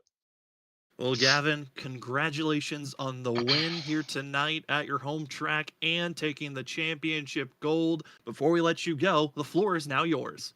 Yeah, obviously want to shout out first of all the admins of the league. We obviously couldn't do without these guys. It's Adam, me, Steven, Rev, Mason, Nick, Richard, Carl. I believe that's all the admins we got. They do such a great job keeping this league together. We're such a connected group. Also want to shout out all of our league sponsors: Sundance Pizza, Idealies, Trivista, and Butt Kicker. They were the sponsor of the race tonight. So glad we could win it for them, and just can't obviously do it without them as well. Shout out to all the family that's watching. I know I had a decent amount of family watching, so shout out to you guys. Everyone else that was watching tonight, really appreciate you guys watching, and looking forward to next season. And I also want to shout out, of course, you guys, Freaky Fast Broadcasting. You guys are amazing. We're so happy and blessed to have you guys on board, and we're really looking forward to what's to come. Well, tonight, that will be your Butt Kicker 175 winner and as well the inaugural champion of the BRB Butt Kicker Cup Series 77 machine of Gavin Rogers. Congratulations, Gavin. Enjoy this one, and good luck in Season 2. All right, appreciate it, Sam.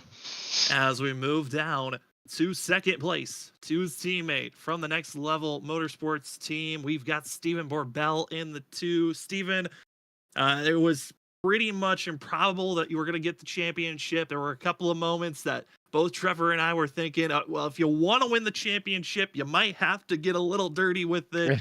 Was there any thought on trying to move Gavin Rogers during stage 1?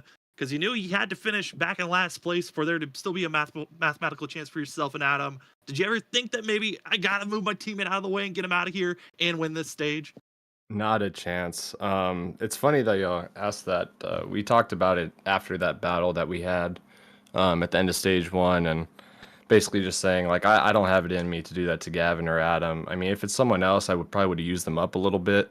But, I mean, at the end of the day, Gavin's worked hard for this championship, and I didn't want to be the reason he has to throw it away or anything like that. He deserves it all, so just got to race him the way he raced me all year, so kept it clean the whole time.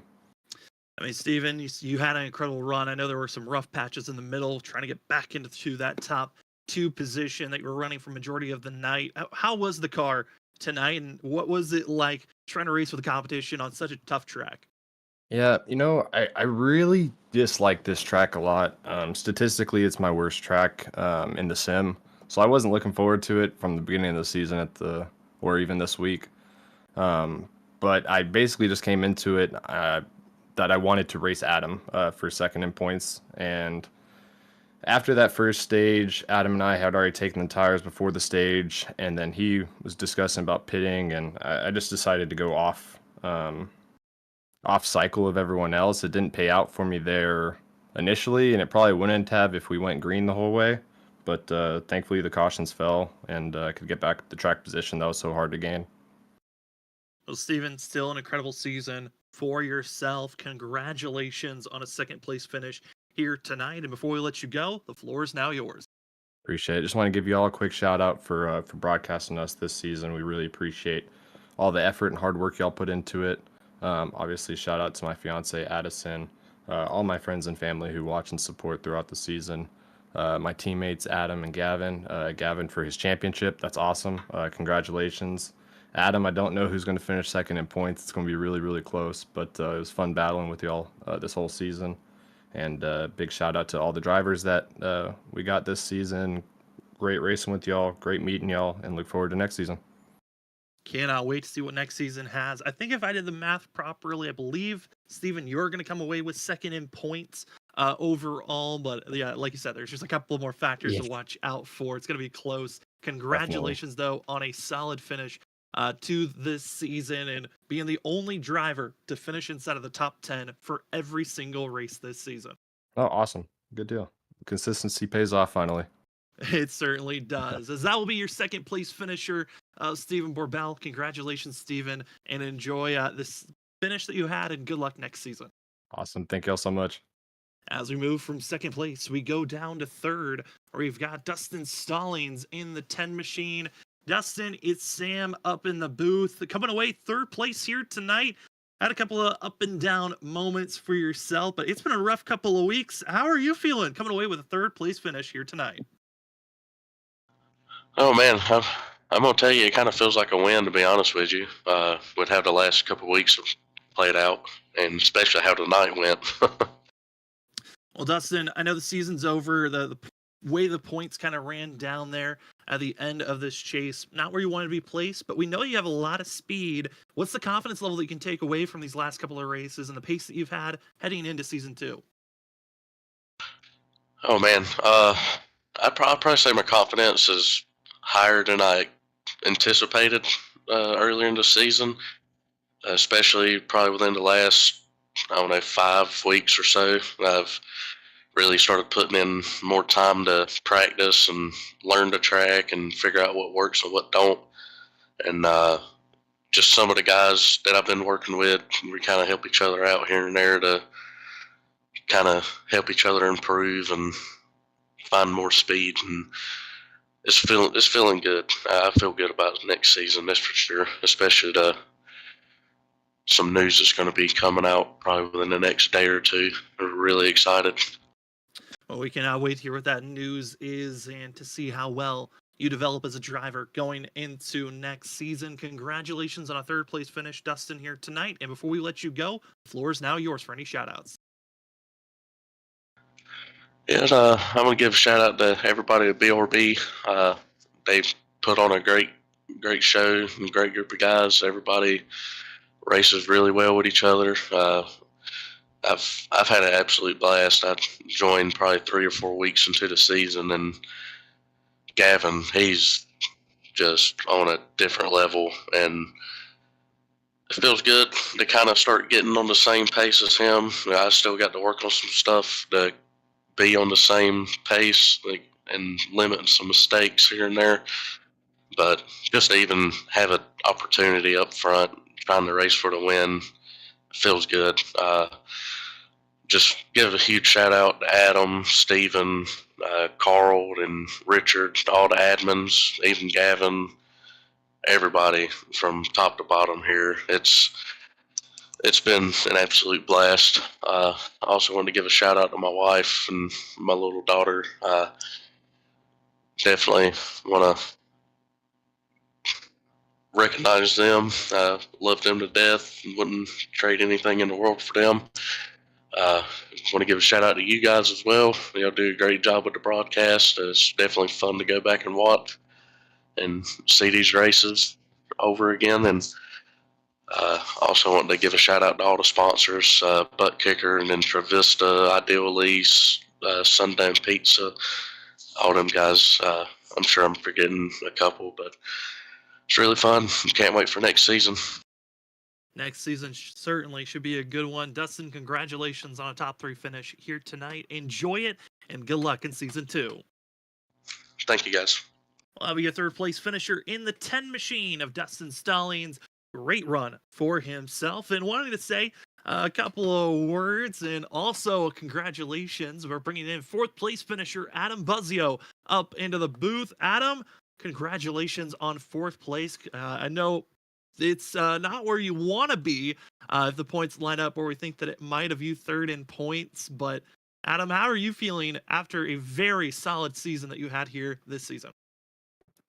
I feel good, man. Yeah, I think Steven and I just did the math real quick. I think we tied points-wise, but he had one more top 5 than me, so I think the tiebreaker will go to him. But we were racing each other all night, man. I made a mistake and he didn't, so just kind of how it goes. Dustin and I were battling there so hard, and I thought I was clear going into 4 there, and I wasn't. So that's what happens.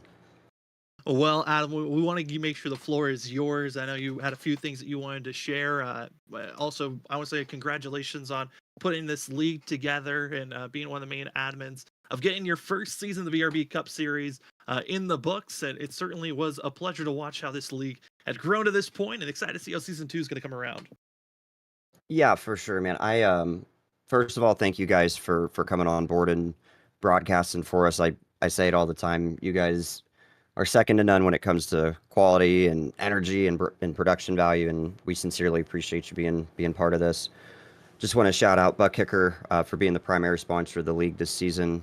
Hopefully we'll see them back next season as well. Ideal East, Trivista, and Sundance Pizza as well for all the support they gave us. Really want to shout out all the drivers, especially our regulars that stuck with it all season. I know it's, any league, it can be challenging to keep people engaged and involved, and we're really fortunate to have a really good core group of guys. And I'm just very appreciative that they, kind of gave this idea we had some legs. So I want to thank my wife, Julie, obviously, for supporting me. And congratulations to Gavin on one heck of a season, man. I mean, obviously, he 100% earned it and capped it off with another win tonight. So I look forward to season 2. We'll be back bigger and better. Well, we cannot wait to see what else is going to come around. Adam, congratulations on a top 5 finish here tonight. Enjoy it, and good luck into season 2. Thank you, guys. As that will be our top 4 contenders, those 3 fighting for the championship. And Dustin Stallings playing a little bit of spoiler, getting that 3rd place finish here tonight. As we take a look at our unofficial results here this evening, only 10 drivers made the cut to race here tonight, and it was Gavin Rogers taking the win. The Freaky Fast Grand Slam goes to the 77. That's getting the pole, winning stage 1 and stage 2, as well as winning the race. 77's now done it twice this season, and what a time to do it, maximizing his bonus points and winning out on his championship victory lap. Gavin Rogers going to take that win and the championship for this season. Steve Corbell going to finish in 2nd. Dustin Stallings 3rd. 4th goes Adam Buzzio. Matthew Erickson climbed the 28th. Might have been one of the slower drivers of the night, but he'll come away with a top 5 finish at the end of the night. Carl Pooler going to come away in 6th. 7th goes to Evan Patinko. Then Jared Hughes in 8th. Richard Bulls for 9th. And finishing out our 10 drivers, it's Brandon Maddox in the 33. Trevor, I know it's a smaller field than what we were expecting. Championship race, it was all Gavin Rogers really from start to finish. Yeah, I mean, just dominated from the drop of the green flag. Uneventful race from Gavin Rogers. Had a couple of challenges from his teammates, but was able to fight and defend those challenges and cruise onto a Grand Slam finish for himself. But, the rest of the field, it was close in qualifying, same in practice times. They put on a great battle for the whole race, from anywhere from 2nd all the way back to about 8th position. And then, you got to give a shout out to Erickson and Sam for just keeping his nose clean and coming away with a top 5 finish tonight. Gotta love that from the 28 machine, as The rest of the field, they gotta lick their wounds, get prepared. Season 2 right around the corner for those drivers, and they know for Gavin Rogers, he's got even a bigger bullseye than he had coming into this season. As one of the favorites, who else can try to threaten that 77? But if you, as we head into the off-season, no longer going to be giving you coverage of the BRB Cup Series. They're going into the off-season. WSSR officially in their off-season after their championship run. Congratulations to Benjamin Nelson winning the championship last Wednesday. But we are back to full coverage of the Shoney's Doghouse Cup Series on Thursday night. As this Thursday will be another race to be covering for those drivers. Next Gen's open setups. You never know who's the favorite to watch out for. And Monday nights, the ISRC Truck Series. They are just a couple races away from the playoffs beginning, and tempers are starting to fly. Favorites are starting to show. Don't want to miss out on Monday night's racing action. But for Tuesdays, for the BRB Butt Kicker Cup Series, congratulations to Gavin Rogers grabbing the championship, the win. Trevor, a season that he'll never forget. 10 wins over 17 races. That is a feat that a lot of drivers never in their wildest minds think they'll ever do in one season. Kind of a Max Verstappen-esque type of season for Gavin, and a pretty dominant season, Sam. And what better way to cap it off than with the championship and the Grand Slam, and see what he can do next season, if he can back those results up, or if there's going to be more challenges for him heading into season 2. Will the 77 continue and go back-to-back in championships, or will they find a rookie that can find a way to topple the champ of Gavin Rogers? But for tonight, thank you so much to everyone that joined with us in the chat or watched at any point throughout the season. We enjoyed everyone that has joined with us. If you'd like to see more racing action, remember to hit that subscribe button. We are live Mondays and Thursdays for the next couple of weeks and months. We're waiting for WSSR to be back in just about a month and a half on Wednesday night. We'll be seeing who's going to be taking over Tuesday's spot. Will it be at the BRB, or will it be someone else? You'll have to wait and see for us here on Freaky Fast Broadcasting. But for tonight, thank you for joining with us. For myself, Sam Dyer, for Trevor Earhart and Robert Moyer Jr., that we're all up in the booth here this evening. And for everyone else at Freaky Fast Broadcasting, thank you for joining with us. We cannot wait for more racing action. Congratulations to Gavin Rogers in the 77 for the win and the championship. But for us, we cannot wait for Thursday night. It's the Shoney's Doghouse Cup Series. Don't want to miss it. Hopefully we'll see you on Thursday night for our next Freaky Fast broadcast.